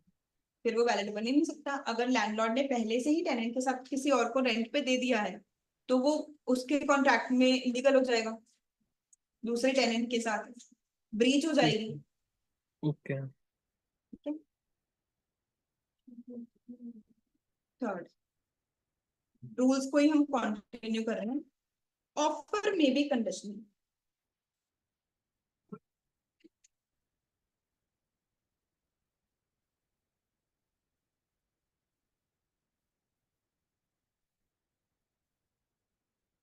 Acceptance can't be. ये रूल अच्छे से तब समझ आता है जब मैं साथ में ये बताऊं कि क्यों बोला गया कि ऑफर में कंडीशन लगाई जा सकती है। क्योंकि ऑफर में तो कंडीशन लगाई जा सकती है, पर जो एक्सेप्टेंस है ना उसमें कंडीशन नहीं लगाई जा सकती। उसका लॉजिक भी अभी बताते हैं क्या है। ठीक है, मान लो मैंने ऑफर दिया कि मैं आईफोन खरीदना चाहती हूँ 80,000 रुपीज का, एंड जिस डीलर को मैंने बोला कि मैं आईफोन खरीदना चाहती हूँ 80,000 रुपीज का, उसने बोला ठीक है मैम मैं आपको सेल कर दूंगा, बट मैं इसके लिए प्राइस चार्ज करूंगा 95,000। क्या ये वैलिड कॉन्ट्रैक्ट बन सकता है? बन सकता है कि नहीं? नहीं बन सकता ना। मैंने ऑफर कितने का दिया है? 80,000 का। कॉन्ट्रैक्ट कब बन सकता है? जब वो हम दोनों की कंसिडरेशन सेम होगी। There must be same thing in the same manner in mind of both the parties. अगर मैं फोन खरीदना चाहती हूँ 80,000 में, पर वो सेल करना चाहते हैं 95,000 में, तो कंसेंसस एंड आइटम तो आया ही नहीं ना, तो कॉन्ट्रैक्ट बन ही नहीं सकता। तो ऑफर में तो हम दुनिया भर की कोई भी कंडीशन लगा सकते हैं। ऑफर में हम कंडीशन लगा सकते हैं टाइम की। मैं किसी को ये कंडीशन लगा सकती हूँ कि मैं आपको अपना घर सेल करना चाहती हूँ 2 करोड़ में, अगर आपको पसंद है, अगर आपको पसंद है तो आप 1 हफ्ते के अंदर अंदर मेरे लेटर का रिप्लाई कर दो। मैं टाइम की कंडीशन लगा सकती हूँ, पर एक्सेप्टेंस में हम कोई कंडीशन नहीं लगा सकते। एक्सेप्टेंस में जो भी बातें बोली गई थी आपको सारी एक्सेप्ट करनी। मैं ऑफर में कोई एक स्पेसिफिक मोड की कंडीशन भी लगा सकती हूँ। मैं ये बोल सकती हूँ कि जो भी बच्चे मेरे पास एडमिशन लेना चाहते हैं सिर्फ ऑनलाइन फॉर्म ही फिल करें, हम ऑफलाइन फॉर्म एक्सेप्ट ही नहीं कर सकते। मैं कुछ भी बोल सकती हूँ। मैं ये भी बोल सकती हूँ हम कैश में फीस लेते ही नहीं है, सिर्फ ऑनलाइन पेमेंट ही अलाउड है। पर जो एक्सेप्टेंस है वो कोई पर्सन कंडीशन नहीं लगा सकता। हाँ मैं आपके पास एडमिशन लेने को तो तैयार हूँ, पर मुझे 10% डिस्काउंट चाहिए। वो तो एक नया ऑफर हो गया ना, वो एक्सेप्टेंस थोड़ी काउंट हुई। अगर मान लो मैंने आपको ऑफर दिया कि मैं आपसे कार खरीदना चाहती हूँ 5 लाख में, आप बोलो हाँ जी मैम कार तो मैं भी सेल करना चाहता हूँ पर प्राइस 5 लाख नहीं 6 लाख है। तो जैसे ही आपने बोला 6 लाख, ये एक्सेप्टेंस थोड़ी हुई, ये तो एक नया ऑफर हो गया कि आप मुझे कार 6 लाख में सेल करना चाहते हो। मतलब कि ऑफर में तो दुनिया भर की कोई भी कंडीशन हो सकती है, पर एक्सेप्टेंस में कोई कंडीशन नहीं हो सकती। ऑफर में हम टाइम की कंडीशन भी लगा सकते हैं, ऑफर में हम मोड की कंडीशन भी लगा सकते हैं, या कोई भी और कंडीशन लगा सकते हैं। जैसे कि आईसीआई स्पेशली कंडीशन लगाता है, जो भी बच्चे जनवरी टाइम देना चाहते हैं उनको 31 अगस्त से पहले पहले रजिस्टर करना होगा। आईसीआई हमारे टाइम पे हम ऑफलाइन फॉर्म भी फिल कर सकते थे, ऑनलाइन भी फिल कर सकते थे। अब आईसीआई स्पेसिफिकली बोलता है कि सिर्फ एसएसपी पोर्टल पे जाके आपको ऑनलाइन ही रजिस्टर करने। जो बच्चे 12th की मार्कशीट सबमिट करेंगे, जो बच्चे 9,000 की फीस 31 अगस्त से पहले पहले पे कर देंगे, सिर्फ वही एलिजिबल होंगे जनवरी अटेम्प्ट के लिए। तो आईसीआई कोई भी कंडीशन लगा सकता था आपके ऊपर, क्योंकि वो आपको ऑफर दे रहा है। बट आप लोग कोई कंडीशन नहीं लगा सकते कि सर मैंने आपकी सारी बातें मान ली, सिर्फ मैं मार्कशीट आपको आपकी 12th की रिजल्ट पेपर होने के बाद दूंगा। तो क्या वो वैलिड ऑफर माना, एक्सेप्टेंस होगी? ऑफर में हम कोई भी कंडीशन लगा सकते हैं, but acceptance can't be condition. समझ आया ना सबको? ठीक है। क्या क्या बोला? इसमें एक और बात लिखोगे,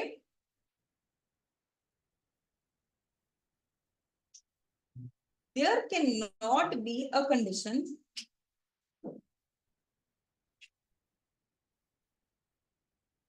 the non-compliance of which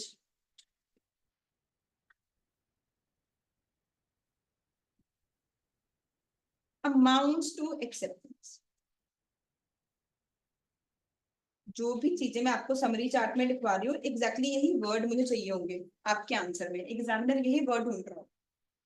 ऐसे कोई लॉ में क्रैमिंग नहीं करनी है, वर्ड टू वर्ड नहीं याद करना, बट कुछ बहुत इंपॉर्टेंट कीवर्ड्स हमने याद रखने। इसे समझाने के लिए इजी लैंग्वेज में लिख रही हूँ, राइट ऑफ रिजेक्शन। जब हमने पहली बार ये वर्ड सुना था, जब मैंने कल पहली बार बताया था कॉन्ट्रैक्ट क्या होता है, मैंने क्या बोला था?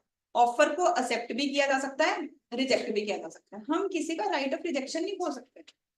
अगर मैं सपना को बोलूं, अगर मैं राधिका को बोलूं कि राधिका अगर 2 दिन में तुम्हारा रिप्लाई नहीं आया, इसका मतलब तुम मुझे अपनी कार सेल कर रहे हो 2 लाख के अंदर, क्या ये एक वैलिड कॉन्ट्रैक्ट बन जाएगा? अगर वो 2 दिन में कोई जवाब ना दे, तो क्या इसका मतलब ये वैलिड कॉन्ट्रैक्ट बन गया? कहते तुम ऑफर में दुनिया भर की कोई भी कंडीशन लगा दो, पर तुम ऐसी कंडीशन नहीं लगा सकते कि अगर ये पूरी ना हुई तो उसका मतलब एक्सेप्टेंस है। जैसे कि आई डोंट नो आप ईमेल्स चेक करते हो कि नहीं, काफी बार ईमेल्स आते हैं कि अगर आपने रिप्लाई नहीं किया आपका ये ट्रैवल टिकट बुक हो जाएगा, आपका इस अकाउंट में एफडी ओपन हो जाएगा। तो वो कोई वैलिड कॉन्ट्रैक्ट थोड़ी बन रहे हैं, ये कोई वैलिड ऑफर है ही नहीं। हम ऑफर में ऐसी कोई कंडीशन नहीं लगा सकते the non compliance of which amounts to acceptance, कि अगर आपने ऐसा नहीं किया मतलब कि अपने आप ही कॉन्ट्रैक्ट बन गया। हमेशा सामने वाले पर्सन के पास, ऑफरी के पास, एक होता है ऑफरर, एक होता है ऑफरी, ऑफरी के पास राइट होना चाहिए उसे रिजेक्ट करने। क्लियर है सबको? पक्का आसान, सब क्लियर? अब आते हैं हम ऑफर की टाइप्स के ऊपर। ऑफर किस किस टाइप का होता है, बड़ा ही आसान टॉपिक है। पहली टाइप है ऑफर की एक्सप्रेस ऑफर। शायद मुझे समझाने की जरूरत ही नहीं है। जो पार्टी एक दूसरे पर्सन को बोल के ऑफर दे रही है, वर्ड्स का यूज हो रहा है, चाहे बोल के चाहे लिख के, उसे हम लोग क्या बोलेंगे? Express offer. एक होता है इम्प्लाइड ऑफर,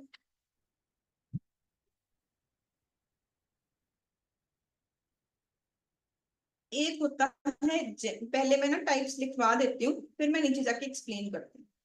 जनरल ऑफर, एक होता है स्पेसिफिक ऑफर। इन दोनों के साथ हमें केस लॉ भी समझेंगे। Carlill versus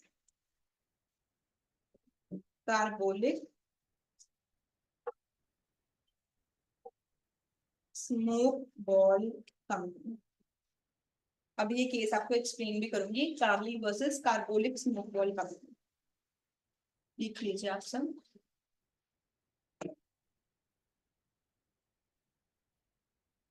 general offer, specific offer. एक होगा क्रॉस ऑफर, फिफ्थ। एक होगा काउंटर ऑफर। काउंटर ऑफर का ही दूसरा नाम होगा क्वालिफाइड एक्सेप्टेंस।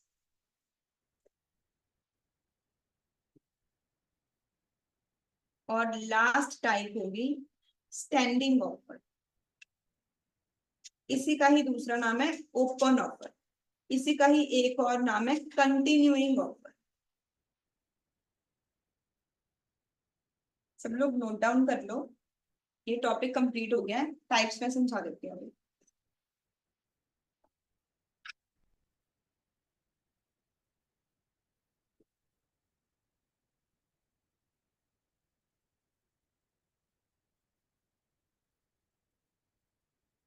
डन है सबका? समझने से पहले ना एक बार शुरू से रिवाइज करते हैं, ठीक है? हम लोग पढ़ रहे हैं इंडियन कॉन्ट्रैक्ट एक्ट, कब बना कब था? 1872।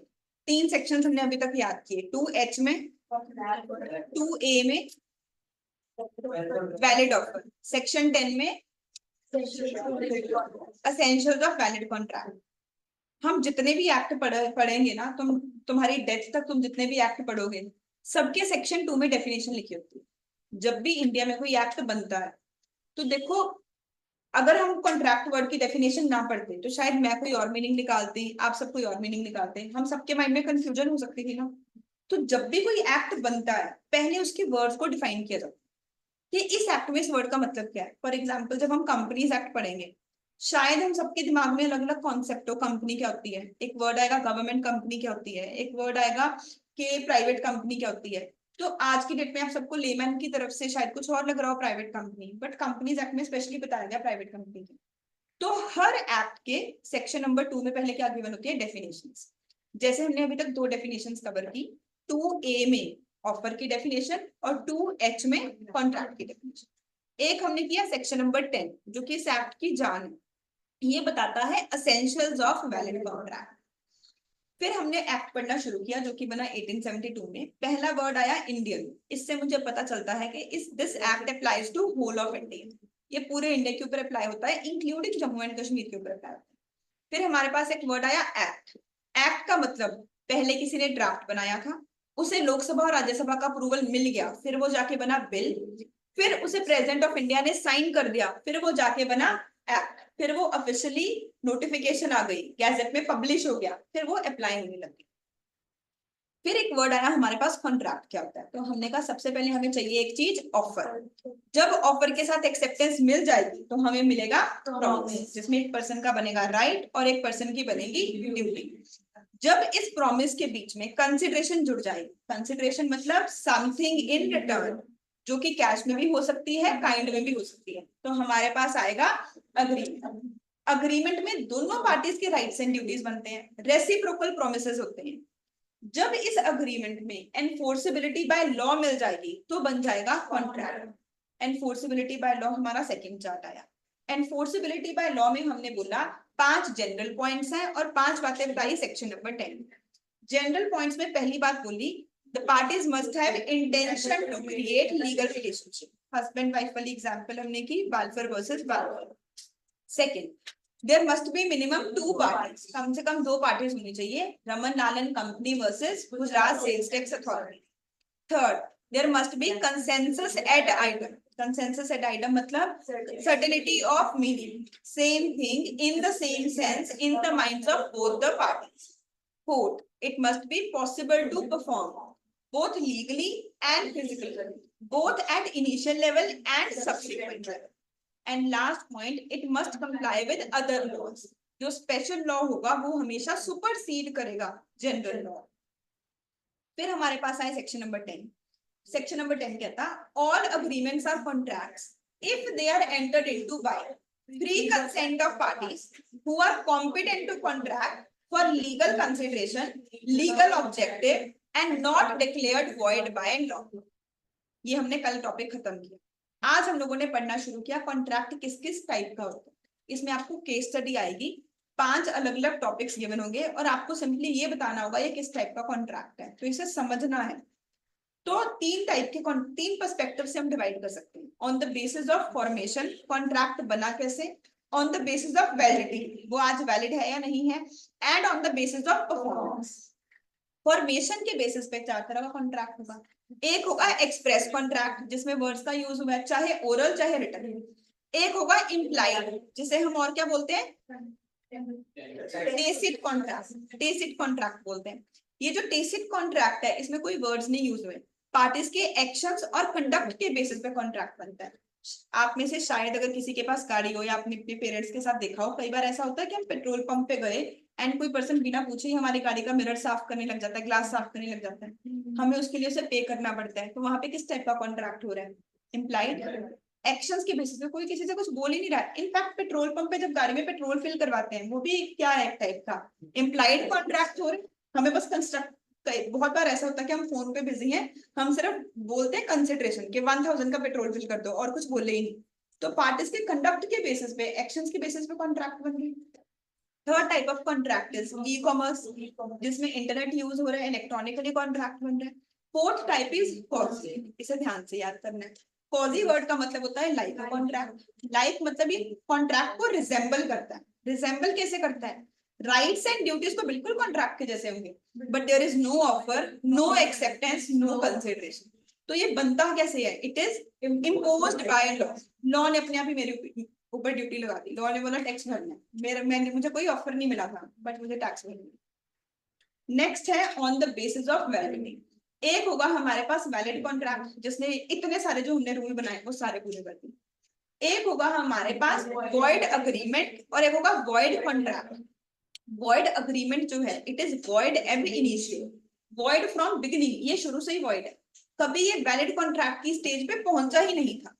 वॉइड कॉन्ट्रैक्ट, ये पहले एक वैलिड कॉन्ट्रैक्ट बन गया था, but later on because of impossibility of performance ये क्या हो गया? वॉइड हो गया। एक होगा voidable contract. Voidable contract which may be avoided, in which one party has the option of either making it a valid contract or void contract, but the other party does not have such option. ये आमतौर पे कब होता है? जब party contract में क्या missing हो?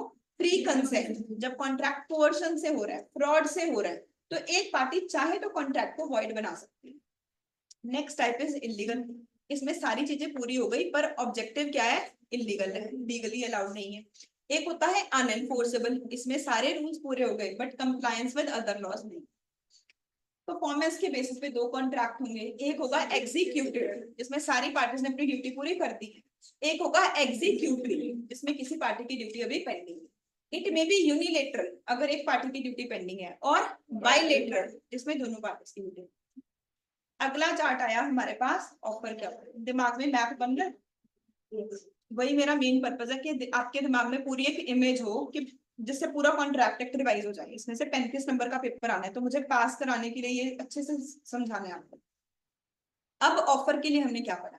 हमने सबसे पहले उसकी हेडिंग में क्या कुछ लिखा? हमने लिखा वैलिड ऑफर और प्रपोजल। ऑफर का ही दूसरा नाम क्या है? प्रपोजल भी है। एंड इसके बारे में सारे रूल्स हम लोग पढ़ रहे हैं section number 2 sub section A में। ऑफर के बारे में कुछ भी हम अगर हमें पूछा जाए तो एक हम लोग याद करके जा रहे हैं मीनिंग, एक हम उसके कुछ इंपॉर्टेंट रूल्स पढ़ रहे हैं, और हम इसके टाइप्स को समझ रहे हैं। सबसे पहले मीनिंग। मीनिंग याद करने के लिए 3 वर्ड याद करने हैं। Signify, willingness, intention. When one person signifies to another his willingness to do something or not to do something with an intent to obtain assent of other party, he is said to have made an offer. Rules क्या क्या निकले? Rule पहला ये निकला कि अगर signify किया है और विलिंगनेस है, but intention is not to obtain assent, but intention is only to invite offers, to provoke offers, कि तुम मुझे आके ऑफर दो, तो इस चीज को हम लोग बोलते हैं invitation to offer. This stage precedes an offer, ये तो ऑफर से भी पहले की स्टेज है। It can not make a valid contract, ये वैलिड कॉन्ट्रैक्ट नहीं बना सकती। इसकी बेस्ट एग्जांपल है menu card and prospectus. Second चीज हमने पढ़ी कि ऑफर में भी पॉजिटिव और नेगेटिव। कोई काम करने के लिए भी हम ऑफर दे सकते हैं, कोई काम ना करने के लिए भी ऑफर दे सकते हैं। इसके लिए हमने पढ़ी डोमिनोज वाली एग्जांपल।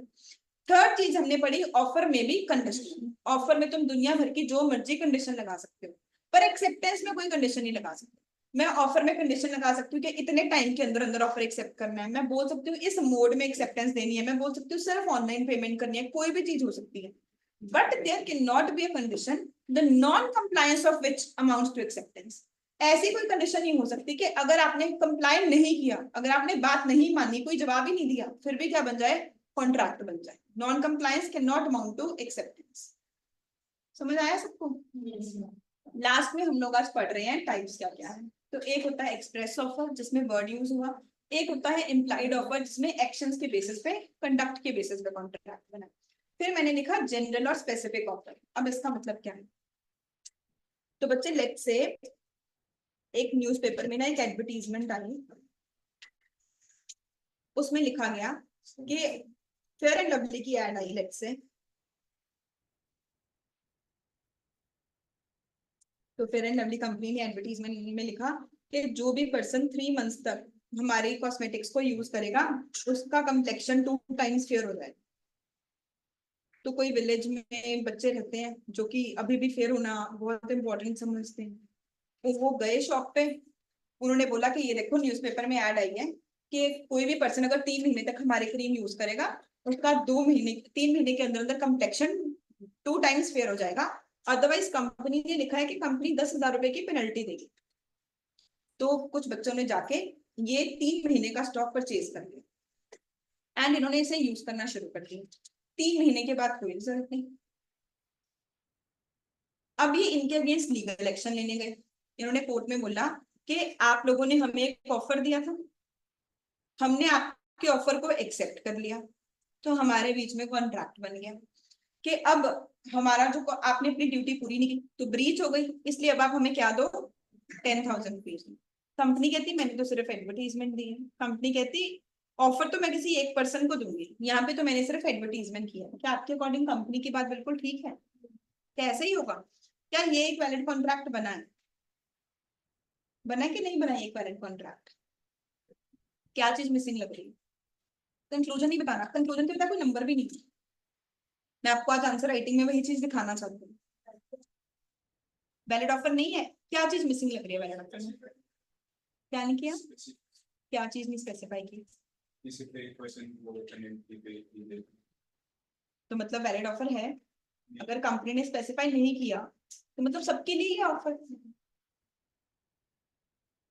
तो जब ये चीज हुई, ये बिल्कुल रियल फैक्ट है, सच में ऐसी एक चीज हुई, उस टाइम पे कोर्ट ने बोला कि नहीं, ऐसा कोई जरूरी नहीं है कि ऑफर हम किसी एक पर्सन को ही दें, एक टाइम पे बहुत सारे लोगों को भी ऑफर दिया जा सकता है। ऐसे ऑफर को हम लोग बोलेंगे जनरल ऑफर। तो जब कोई एक पर्सन को, इसमें सब कुछ अवेलेबल है, जब कोई पर्सन एक पर्सन को ही ऑफर दे उसे हम लोग बोलते हैं स्पेसिफिक ऑफर। एक पर्सन को ही ऑफर दे।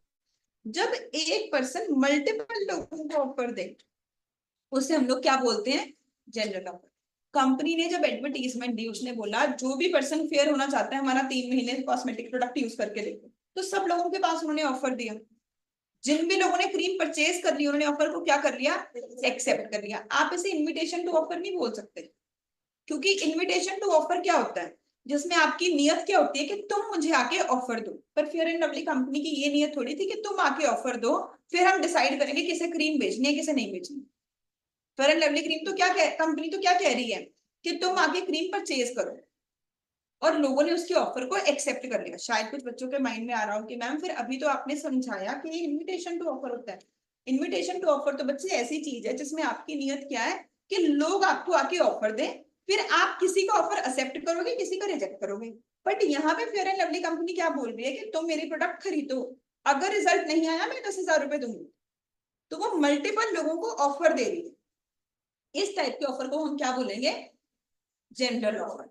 ये बात बोली गई थी in the case law Carlill versus carbolic smoke ball company. बहुत बहुत फेमस केस लॉ है।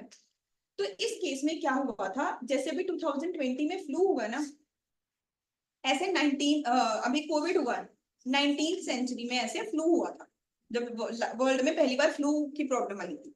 तो ये जो कंपनी थी कार्बोलिक स्मोक बॉल कंपनी, इसने ना एक मेडिसिन बनाई थी, उसका नाम था स्मोक बॉल, कि ये वाली मेडिसिन ये वैक्सीन कंज्यूम करने से तुम्हें फ्लू नहीं होगा, अदरवाइज हम तुम्हें 100 पाउंड देंगे।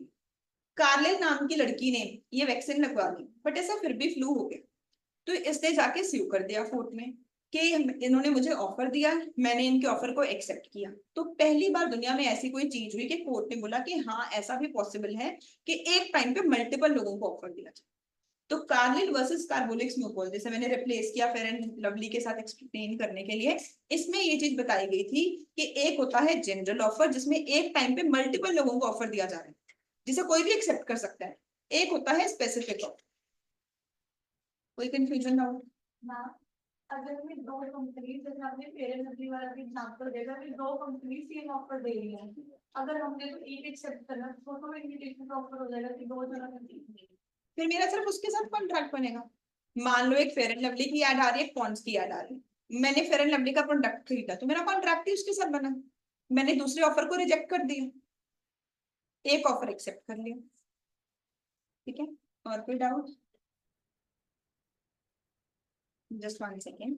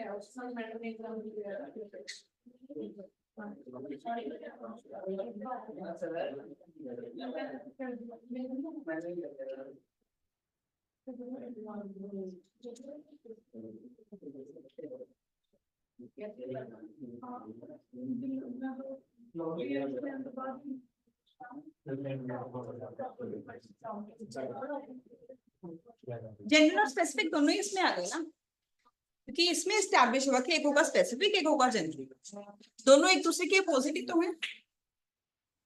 आगे चलें जी। नेक्स्ट टाइप है क्रॉस ऑफर। क्रॉस ऑफर मतलब कि दो लोग एक दूसरे को सेम ऑफर दे रहे हैं विदाउट द नॉलेज के दूसरे पर्सन ने भी सेम ऑफर दिया। ठीक है, दो लोग एक दूसरे को सेम ऑफर दे रहे हैं विदाउट द नॉलेज कि दूसरे पर्सन ने भी ये ऑफर दिया। लेट्स से मैं मनमीन को एसएमएस करूं कि मैं तुम्हारा घर खरीदना चाहती हूँ, एंड सेम टाइम पे मनमीन के फादर मेरे हस्बैंड के साथ मीटिंग कर रहे हैं कि वो हमारा अपना घर हमें सेल करना चाहते हैं। तो दो पार्टीज एक दूसरे को क्या दे रही है, बिल्कुल सेम ऑफर दे रही है, पर उनको पता नहीं कि दूसरे पर्सन ने भी ये ऑफर दिया। क्रॉस ऑफर मतलब ऐसे क्रॉस के साइन से आप लोग अच्छे से समझोगे, दो पार्टीज एक दूसरे को बिल्कुल सेम ऑफर दे रही है। और बेटर अगर बताऊं, लेट से मैंने आप लोगों को, मैंने रैंडम 12th क्लास के स्टूडेंट्स को मैसेज किया कि अगर कोई भी सीए करना चाहता है तो आरएमएस का न्यू बैच स्टार्ट हो गया, आप हमारे पास एडमिशन ले सकते हो। And by chance same time जब मैंने मैसेज किया, आप में से कुछ बच्चों के पेरेंट्स गीतांजलि के साथ मीटिंग कर रहे हैं कि हमने आपके पास सीए की एडमिशन लेनी, तो दो लोग एक दूसरे को बिल्कुल सेम ऑफर दे रहे हैं। मैंने आपको क्या ऑफर किया, क्या मैसेज किया, रिटर्न फॉर्म में एक्सप्रेस किया कि हम सीए की कोचिंग शुरू कर रहे हैं, नया बैच स्टार्ट कर रहे हैं, और आप क्या कर रहे हो, ओरली डिस्कशन कर रहे हो कि आप एडमिशन लेना चाहते हो। तो दो पार्टीज एक दूसरे को क्या दे रही है, बिल्कुल सेम ऑफर दे रही है। क्या ये अपने आप ही कॉन्ट्रैक्ट बन जाए? क्योंकि दोनों पार्टीज तो यही चाहती हैं, क्या ये अपने आप कॉन्ट्रैक्ट बन जाएगा? No ma'am. इसे भी एक्सेप्टेंस चाहिए, इसीलिए ये स्पेशली टाइप बनाई गई। ये भी सिर्फ एक ऑफर ही है, पर इसमें एक्सेप्टेंस की पावर किसके पास है? किसके पास एक्सेप्टेंस की पावर? दोनों पार्टीज के पास है। दोनों पार्टीज ने एक दूसरे को ऑफर दिया है, तो जो भी पहले एक्सेप्ट कर लेगा साथ के साथ क्या बन जाएगा, कॉन्ट्रैक्ट बन जाएगा। तो हमें सिर्फ क्या बोलना, याद रखना है कि cross offer also requires acceptance, इसमें भी एक्सेप्टेंस चाहिए होती है। डन है। नेक्स्ट है काउंटर ऑफर। क्या होता है? ऑफर के बदले जब ऑफर देते हैं ना, उसे बोलते हैं काउंटर ऑफर। क्वालिफाइड वर्ड का मतलब होता है, मैंने वर्ड लिखा क्वालिफाइड एक्सेप्टेंस। क्वालिफाइड वर्ड का मतलब होता है कंडीशन लगाना। तो अभी मैंने क्या बोला था कि एक्सेप्टेंस में कंडीशन लगा ही नहीं सकते, पर अगर एक्सेप्टेंस में कंडीशन लगा दें तो वो क्या बन जाता है, काउंटर ऑफर। ऑफर के बदले में जो नया ऑफर होता है उसे हम लोग बोलते हैं काउंटर ऑफर। लेट्स से मैं डायमंड सेट परचेज करने गई, मुझे एक सेट पसंद आया, मैंने बोला कि मैं ये परचेज करना चाहती हूँ, but I can pay 10 lakh rupees in 3 instalments. Company का हाँ जी मैम, बाकी सब कुछ ठीक है, बट हम 3 इंस्टॉलमेंट्स नहीं अलाउ कर सकते, हम आपको सिर्फ 2 इंस्टॉलमेंट्स अलाउ कर सकते। ध्यान से सुनना मेरी बात। पहले मैंने कंपनी को बोला कि मैं ये सेट परचेज करना चाहती हूँ, पर मैं पेमेंट 1 टाइम में नहीं कर सकती, मैं 3 इंस्टॉलमेंट्स में कर लूँ। कंपनी ने बोला नहीं मैम, हमारी यहाँ पे ऐसी पॉलिसी नहीं है, हम आपको मैक्सिमम 2 इंस्टॉलमेंट्स ही अलाउ कर सकते हैं। मैंने कहा अच्छा चलो फिर रहने दो, कि फिर मुझे परचेज ही नहीं करना है, ये आउट ऑफ माई बजट है। कंपनी कहती चलो मैम हम आपके लिए स्पेशली कर देते हैं, अब आप हमारे लिए 3 इंस्टॉलमेंट्स में पे कर दो। क्या ये कॉन्ट्रैक्ट बन गया? क्या मुझे वो खरीदना ही पड़ेगा? अब मेरे पास पावर है, मैं इसे एक्सेप्ट भी कर सकती हूँ, रिजेक्ट भी। मतलब जैसे ही कोई पर्सन ऑफर को रिजेक्ट करता है, ऑफर खत्म हो जाता है। आप लोगों ने अपने आप ही एक रूल समझ लिया ना बिना बताए। जैसे ही कोई एक्सेप्टेंस ऑफर को रिजेक्ट करता है, ऑफर क्या हो जाता है? खत्म हो जाता है। मैंने ऑफर दिया था कि मैं 3 इंस्टॉलमेंट्स में परचेज करना चाहती हूँ, उन्होंने साथ के साथ उसके बदले में क्वालिफाइड एक्सेप्टेंस दी थी, नया ऑफर दे दिया कि हम तो 2 इंस्टॉलमेंट्स ही अलाउ करेंगे। जैसे ही उन्होंने बोला 2 इंस्टॉलमेंट्स अलाउ करेंगे, ये ऑफर ही खत्म हो गया। वो बाद में उसे एक्सेप्ट थोड़ी कर सकते हैं, वो ये थोड़ी बोल सकते हैं मैम पहले आपने कहा तो था 3, अब तो वैलिड कॉन्ट्रैक्ट बन गया। जैसे ही उन्होंने बोला ना 2, पुराना ऑफर खत्म ही हो। समझ आया ना सबको? Next, standing offer, open offer, continuing offer, word से ही पता चल रहा है, जो कि कुछ टाइम पीरियड के लिए ओपन। मैंने आपको बोला कि मेरा लैपटॉप अवेलेबल है ऑन सेल एंड 10 डेज के अंदर अंदर आप मुझे मैसेज कर सकते हो जिस भी रेट पे परचेज करना चाहते हो। 10 डेज के अंदर अंदर जो भी मुझे हाईएस्ट प्राइस बोलेगा, मैं उसे अपना लैपटॉप सेल कर दूंगी। तो ये स्टैंडिंग ऑफर है, ये ओपन है, ये 10 दिन के लिए वैलिड है। 10 दिन के लिए ऑफर कंटिन्यू कर रहा है, 10 दिन के अंदर अंदर आप एक्सेप्ट कर सकते हो। क्लियर सबको? आसान थोड़ा? ठीक है जी।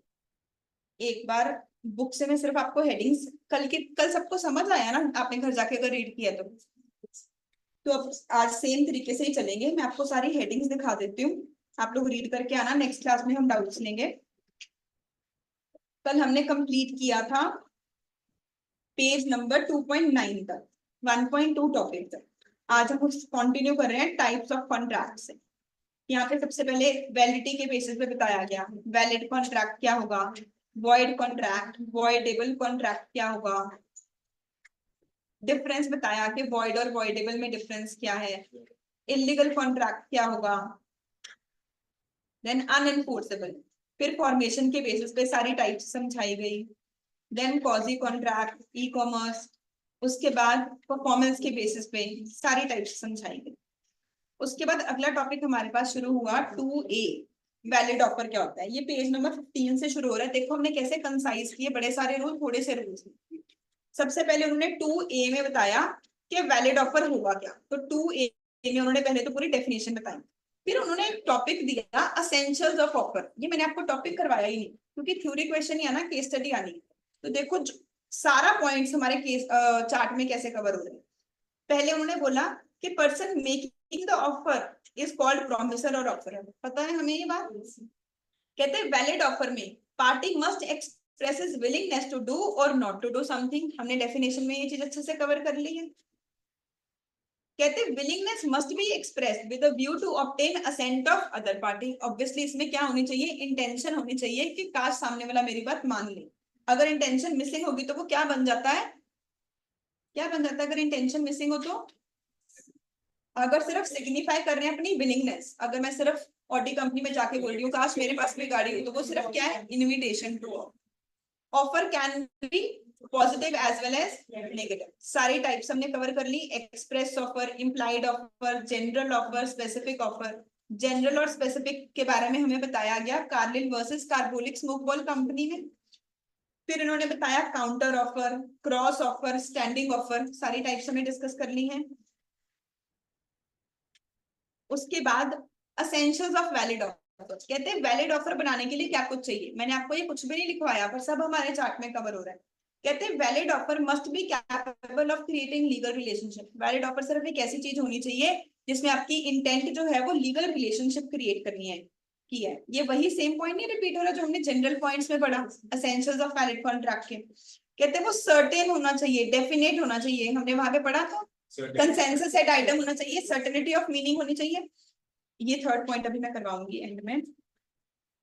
Next, it must be made with the view to obtain assent of other party. हम ऑलरेडी डिस्कस कर चुके हैं इंटेंशन टॉपिक को डिटेल में। इंटेंशन कैसे होनी चाहिए, इट मे बी कंडीशनल, कोई भी कंडीशन लगा सकते हो। It should not contain a condition the non compliance of which would amount to acceptance. जैसे कि एग्जांपल नंबर 45 रीड करो, क्या आप अच्छे से समझ पा रहे हो वैसे?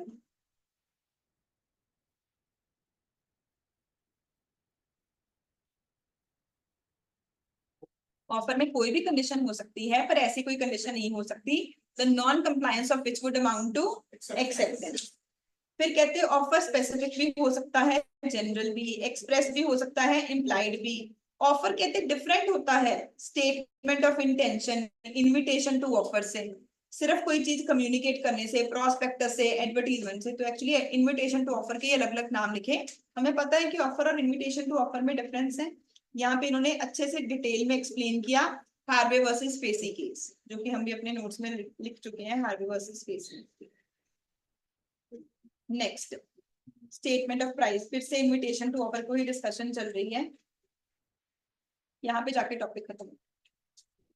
सो we have covered I think 7 pages in one chart, 2.15 से लेके 2.22 तक। ऑब्वियसली इसे रीड करना है। बच्चे लॉ में पास होने के लिए, मैक्सिमम बच्चों को ना लॉ डिफिकल्ट लगता है। अब अपने सीनियर से पूछना, बता भी रहे थे सब बच्चे पार्टी में, उसका रीजन क्या है।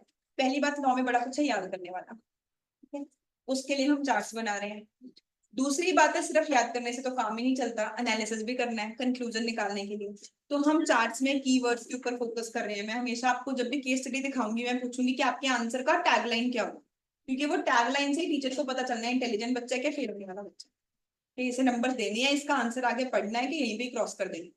तो हम एनालिटिकल स्किल कैसे बिल्ड करेंगे, बहुत सारी केस स्टडीज कि हमें क्वेश्चन पढ़ के ये पता चल रहा है पहली लाइन मैंने क्या लिखनी है, इतने सारे रूल में से कौन से रूल की चेकिंग हो रही है।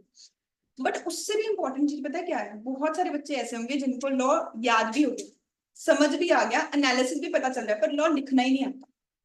स्पेशली जब आप टेस्ट होगे ना, आपको तब पता चलेगा कि मैम लॉ लिखने में प्रॉब्लम आती है कि आंसर करना कैसे है। वो स्किल तब आएगा जब आप बुक पढ़ोगे, क्योंकि जो एक प्रोफेशनलिज्म है कि आंसर करना कैसे है, इंग्लिश लैंग्वेज की तरह थोड़ी लिखना है, अलग तरीका है ऐसे लिखने का। वो जितनी बार आप बुक पढ़ोगे उतना आपका सेंस बिल्ड होगा कि लॉ के आंसर को लिखना कैसे, उतने आपका वोकैबुलरी बढ़ेगा लॉ, ठीक है। अब एक तो मेरी तरफ से रूल पेंडिंग है, मैं वो रूल करवाने से पहले एक क्वेश्चन करवाना चाहती हूँ, ताकि मैं आपको एक क्वेश्चन होमवर्क में भी दे सकूँ।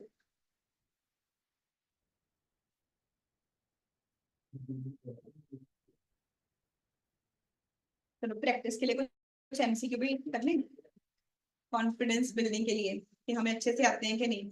फटाफट बताओ, फर्स्ट एमसीक्यू का आंसर क्या होगा, कौन से सेक्शन में बोला गया, 2 में बोला गया agreement enforceable by law is contract, void agreement is one in which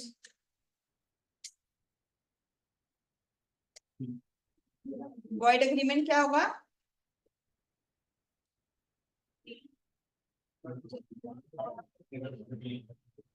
not enforceable. जो void एंड नल है वो तो लीगली एनफोर्स किया ही नहीं जा सकता।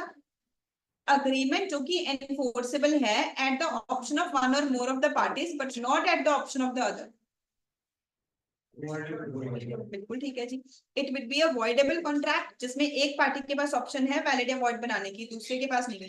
अगर कंसेंट फ्री ना हो तो कॉन्ट्रैक्ट किस टाइप का बनेगा। नेक्स्ट टॉपिक अभी हमने करना है 7th क्वेश्चन।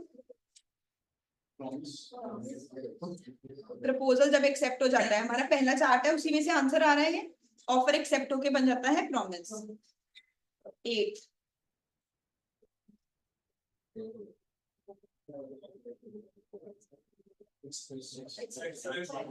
rest offer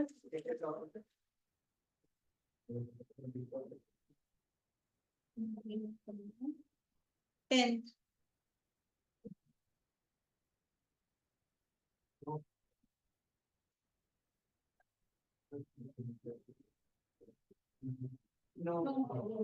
क्या रीजन है, क्या मिसिंग है। Very good. आंसर की टैगलाइन क्या होगी, हेडिंग क्या होगी, टाइटल क्या होगा, कंसेंसस है टाइटल। सर्टेनिटी ऑफ मीनिंग ही नहीं है, दोनों पार्टीज के माइंड में अलग अलग चीज चल रही है, ठीक है।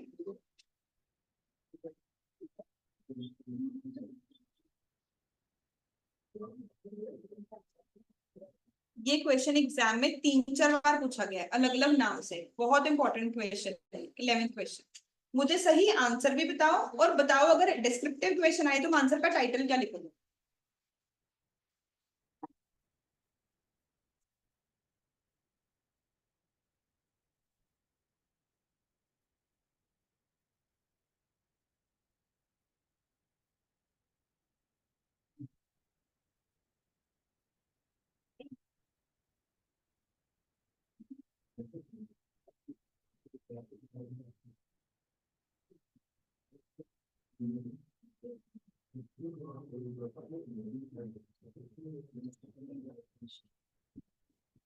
क्या होगा आंसर?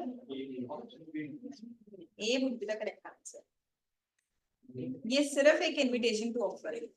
शॉपकीपर ने अगर डिस्प्ले में कुछ आइटम्स रखी हैं या सेल्फ सर्विस शॉप पे कुछ सामान पड़ा है, जरूरी नहीं कि वो मुझे मिले ही मिले।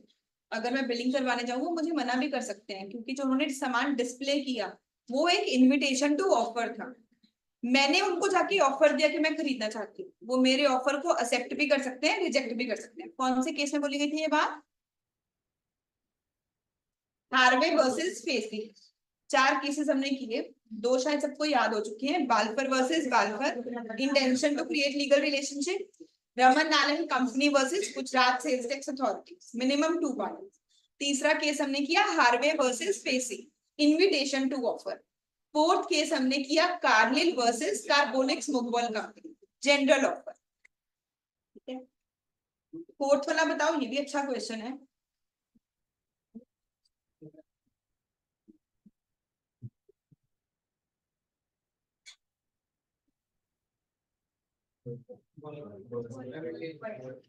What would be the better word? Void agreement or void contract? Agreement? Contract. Void agreement बच्चे जो void ab initio है, जो जब बना था तभी void था। ये जब बना था तब तो वैलिड था, बाद में void हो गया। 13 नोटिस इन द न्यूज़पेपर जो कि टेंडर्स इनवाइट कर रहा है, वो क्या होगा? Invitation to proposal, invitation to offer.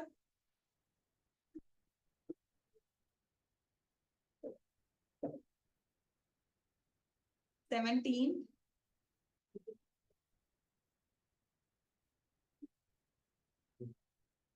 Voidable contract में कौन सा पर्सन एनफोर्स कर सकता है? सिर्फ अग्रीव्ड पार्टी एनफोर्स कर सकती है। जब ऑफर एक डेफिनेट पर्सन को दे, वो क्या होगा? उन्होंने स्पेशल ऑफर लिखा है, वो गलत है। क्या चीज फ्री कंसेंट में नहीं आती है? Not effective. Incompetency of parties बिल्कुल ही सेपरेट टॉपिक है। जब कॉन्ट्रैक्ट पार्टीज की इंटेंशन के बिना ही बन जाए, इंटेंशन तो होती है इम्प्लाइड में। मेरी हमारी इंटेंशन थोड़ी है टैक्स पे करने की।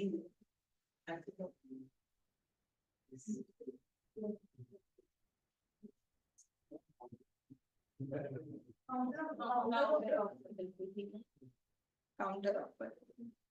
चलो अब हम जो एग्जाम में क्वेश्चन पूछा जा सकता है उसे डिस्कस करेंगे। जैसे कि मैं 2 क्वेश्चन आज करके दिखाऊंगी, 3rd का फर्स्ट पार्ट और 4th। बट उससे पहले ना आप लोग खुद क्वेश्चन पढ़ के कंक्लूजन बता दो या मेन वर्ड बता दो, फिर आंसर राइटिंग करेंगे।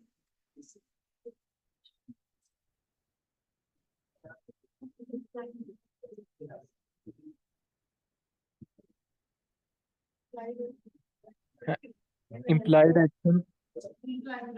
बिल्कुल ठीक है। तो तब मैं आपसे एग्जांपल पूछ रही थी ना कि इम्प्लाइड कॉन्ट्रैक्ट के कुछ एग्जांपल। बेस्ट एग्जांपल नहीं है? मैं ट्रेन से उतरी, कुली ने मेरा बैग उठा लिया, मैंने तो कुछ बोला ही नहीं, वो मेरा बैग पिक करके जा रहा है। बाद में अगर वो मेरे से सर्विसेज के लिए पैसे मांगे, मैं बोलूँ हमारे बीच में कोई कॉन्ट्रैक्ट थोड़ी हुआ है। तो एक्चुअली हमारे बीच में किस टाइप का कॉन्ट्रैक्ट बन चुका है?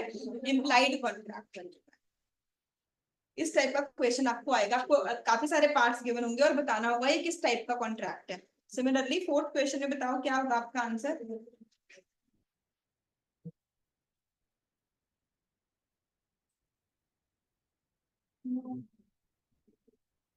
क्या प्रॉब्लम क्या है 4th में, क्यों नो?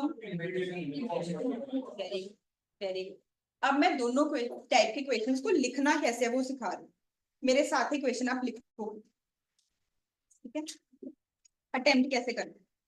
पहले क्वेश्चन नंबर 4 कर रहे हैं।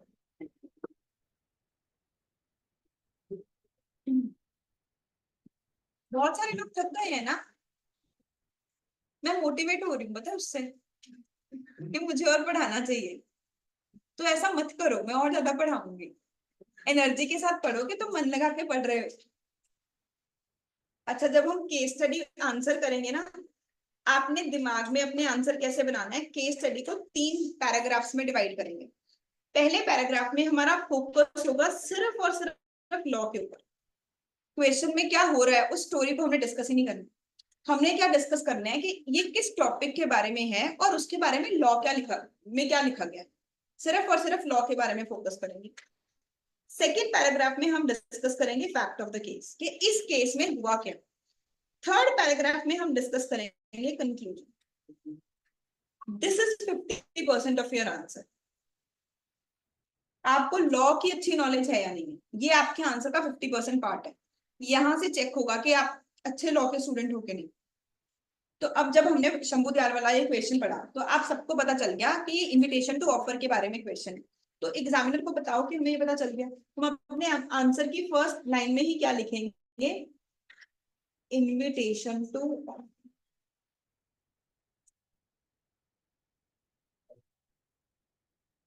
फिर हम लोग एक्सप्लेन करेंगे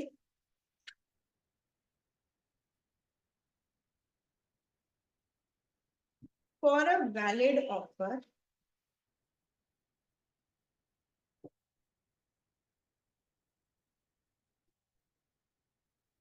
the party,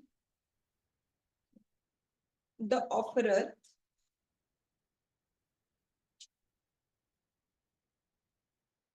must have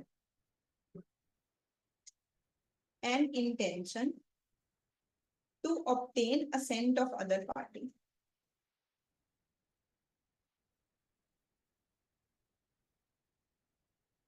एक वैलिड ऑफर के लिए पार्टी ऑफरर को क्या करना चाहिए, उसकी इंटेंशन होनी चाहिए दूसरे पार्टी का असेंट लेने, उसका कंसेंट लेने। However, in case of invitation to offer,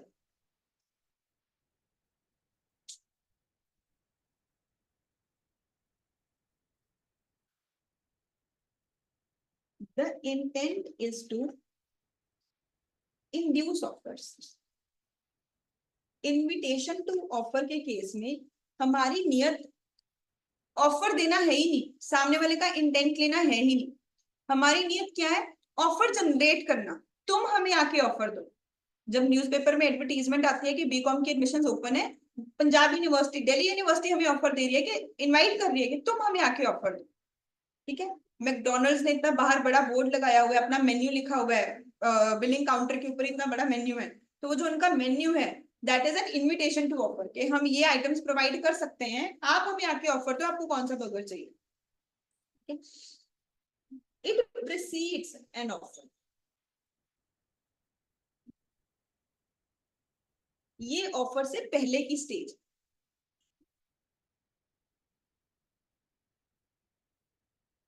ये होगा हमारे आंसर का फर्स्ट पैराग्राफ। फिर हम लिखेंगे इस केस में क्या हुआ, बहुत ब्रीफ में, जो भी क्वेश्चन की लेंथ थी उसको 1/3 कर देंगे। क्वेश्चन में क्या हुआ, एक पर्सन सेल्फ सर्विस शॉप पे गया एंड उसने एक बास्केट में कुछ आर्टिकल्स पसंद किए, बट जो कैशियर है वो प्राइस एक्सेप्ट ही नहीं कर रहा। तो अब आपसे कस्टमर पूछ रहा है क्या मैं कंपेल कर सकता हूँ सामने वाले को अपनी गुड्स सेल करने के लिए। तो हम लोग लिखेंगे in the current case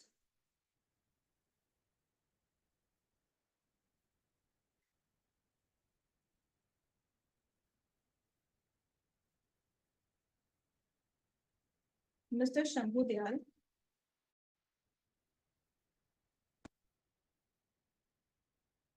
went to a self-service shop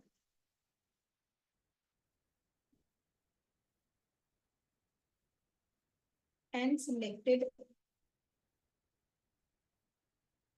few items,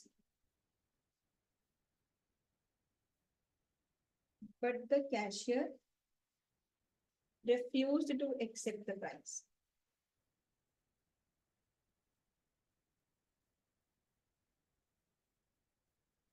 बहुत ही ब्रीफ में हमने बताया कि इस केस स्टडी में हुआ क्या है। ये तो बाई चांस छोटी सी केस स्टडी थी, कई बार हाफ पेज का भी क्वेश्चन हुआ, हमने तब भी केस स्टडी थोड़ी सी ही लिखनी है, बिल्कुल ब्रीफ में। अगर किसी की स्पीड कम है या मान लो पेपर का लास्ट क्वेश्चन आ गया और आपके पास टाइम नहीं है, कम टाइम है पूरा पेपर करने के लिए, तो आप इस पैराग्राफ को स्किप भी कर सकते हो। ठीक है, फिर हम लास्ट में लिखेंगे कंक्लूजन, जिसके के रिमेनिंग 40% मार्क्स है। कंक्लूजन लिखने से पहले आप ना दोबारा क्वेश्चन पढ़ोगे कि एग्जामिनर ने क्या एग्जैक्टली पूछा क्या।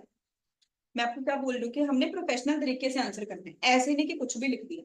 उन्होंने मेरे से एग्जैक्टली क्या पूछा, क्या शंभू दयाल को कंपेल किया जा सकता है आर्टिकल सेल करने के लिए, तो मैंने ये लिखना है कि कंपेल नहीं किया जा सकता। बिल्कुल सेम लैंग्वेज हम लोग लिखेंगे, एज अपहेल्ड इन हार्वे वर्सेस बेसी। मैंने बताया था ना, कोई आके पूछेगा नहीं कि आपके पास आईफोन है या नहीं, आपको खुद बताना है, खुद हवा मानिए कि मुझे याद है कौन सा सेक्शन है, कौन सा केस लॉ है। ठीक है, बताना पड़ेगा ना, अरमानी की वॉच पहनी हुई है, ऐसे कैसे पढ़ेंगे बच्चे, वॉच के ऊपर लोगो नहीं पढ़ सकते ना। As upheld in Harvey versus Pacey, an invitation to offer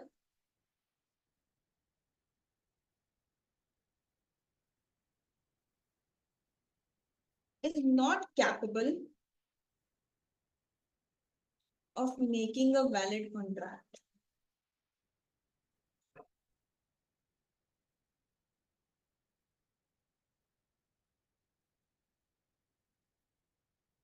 Does Mr. Shambhu Dayal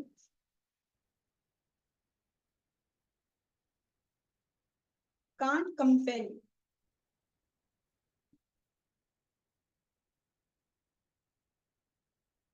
can't be compelled. Mr. Shambhu Dayal seller है to sell the articles.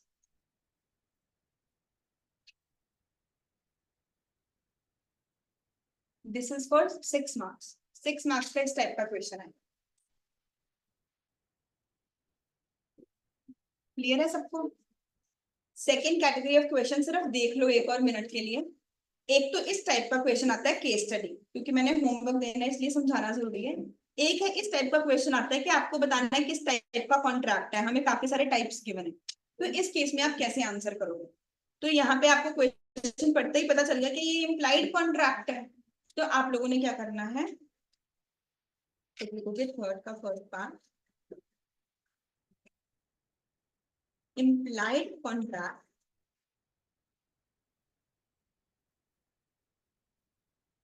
is a contract formed on the basis of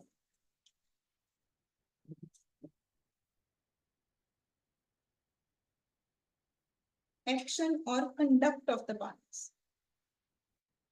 Implied contract एक ऐसा contract है जो कि parties के actions और conduct के basis पे बनता है। It is a contract formed on the basis of action or conduct of the parties. Okay? फिर हम दोबारा क्वेश्चन देख रहे हैं।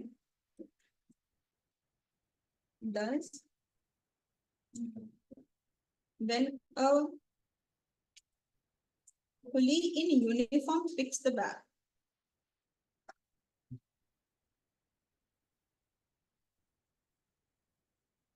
and the other person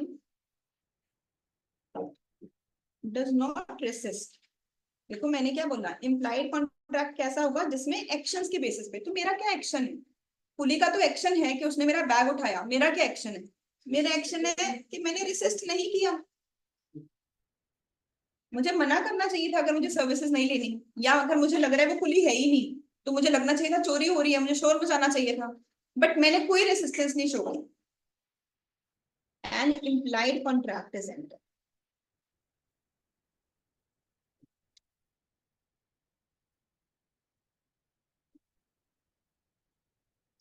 यहाँ पे हमारा आंसर कंप्लीट होगा। ये भी आपको 6 या 7 मार्क्स का क्वेश्चन आएगा जिसमें हर पार्ट की वेटेज होगी 1 to 2 मार्क्स के बीच। ठीक है जी, पेज नंबर 22 तक कल तक सब लोग पढ़ के आएंगे, प्लस मैं आरएमएस की बुक के कुछ क्वेश्चन नंबर मेंशन कर रही हूँ, वो सारे क्वेश्चन सॉल्व कर। ठीक है, सिर्फ ऐसे आपने अपने दिमाग में क्वेश्चन रीड करना है और आंसर फॉर्म करना है कि आपके अकॉर्डिंग आंसर होना क्या चाहिए। राइटिंग प्रैक्टिस में क्लास में कराऊंगी, अभी मैं सिर्फ नॉलेज पर्सपेक्टिव से जाती हूँ कि क्या आपको क्वेश्चन पढ़ के ये पता चल रहा है कि इसमें मेन लाइन क्या आएगी, कि आपके अकॉर्डिंग इसमें कौन सा कॉन्सेप्ट चेक हो रहा है। सिर्फ इस चीज के पर्सपेक्टिव से आपने पढ़ना है। आंसर राइटिंग हम क्लास में करेंगे। Thank you, take care.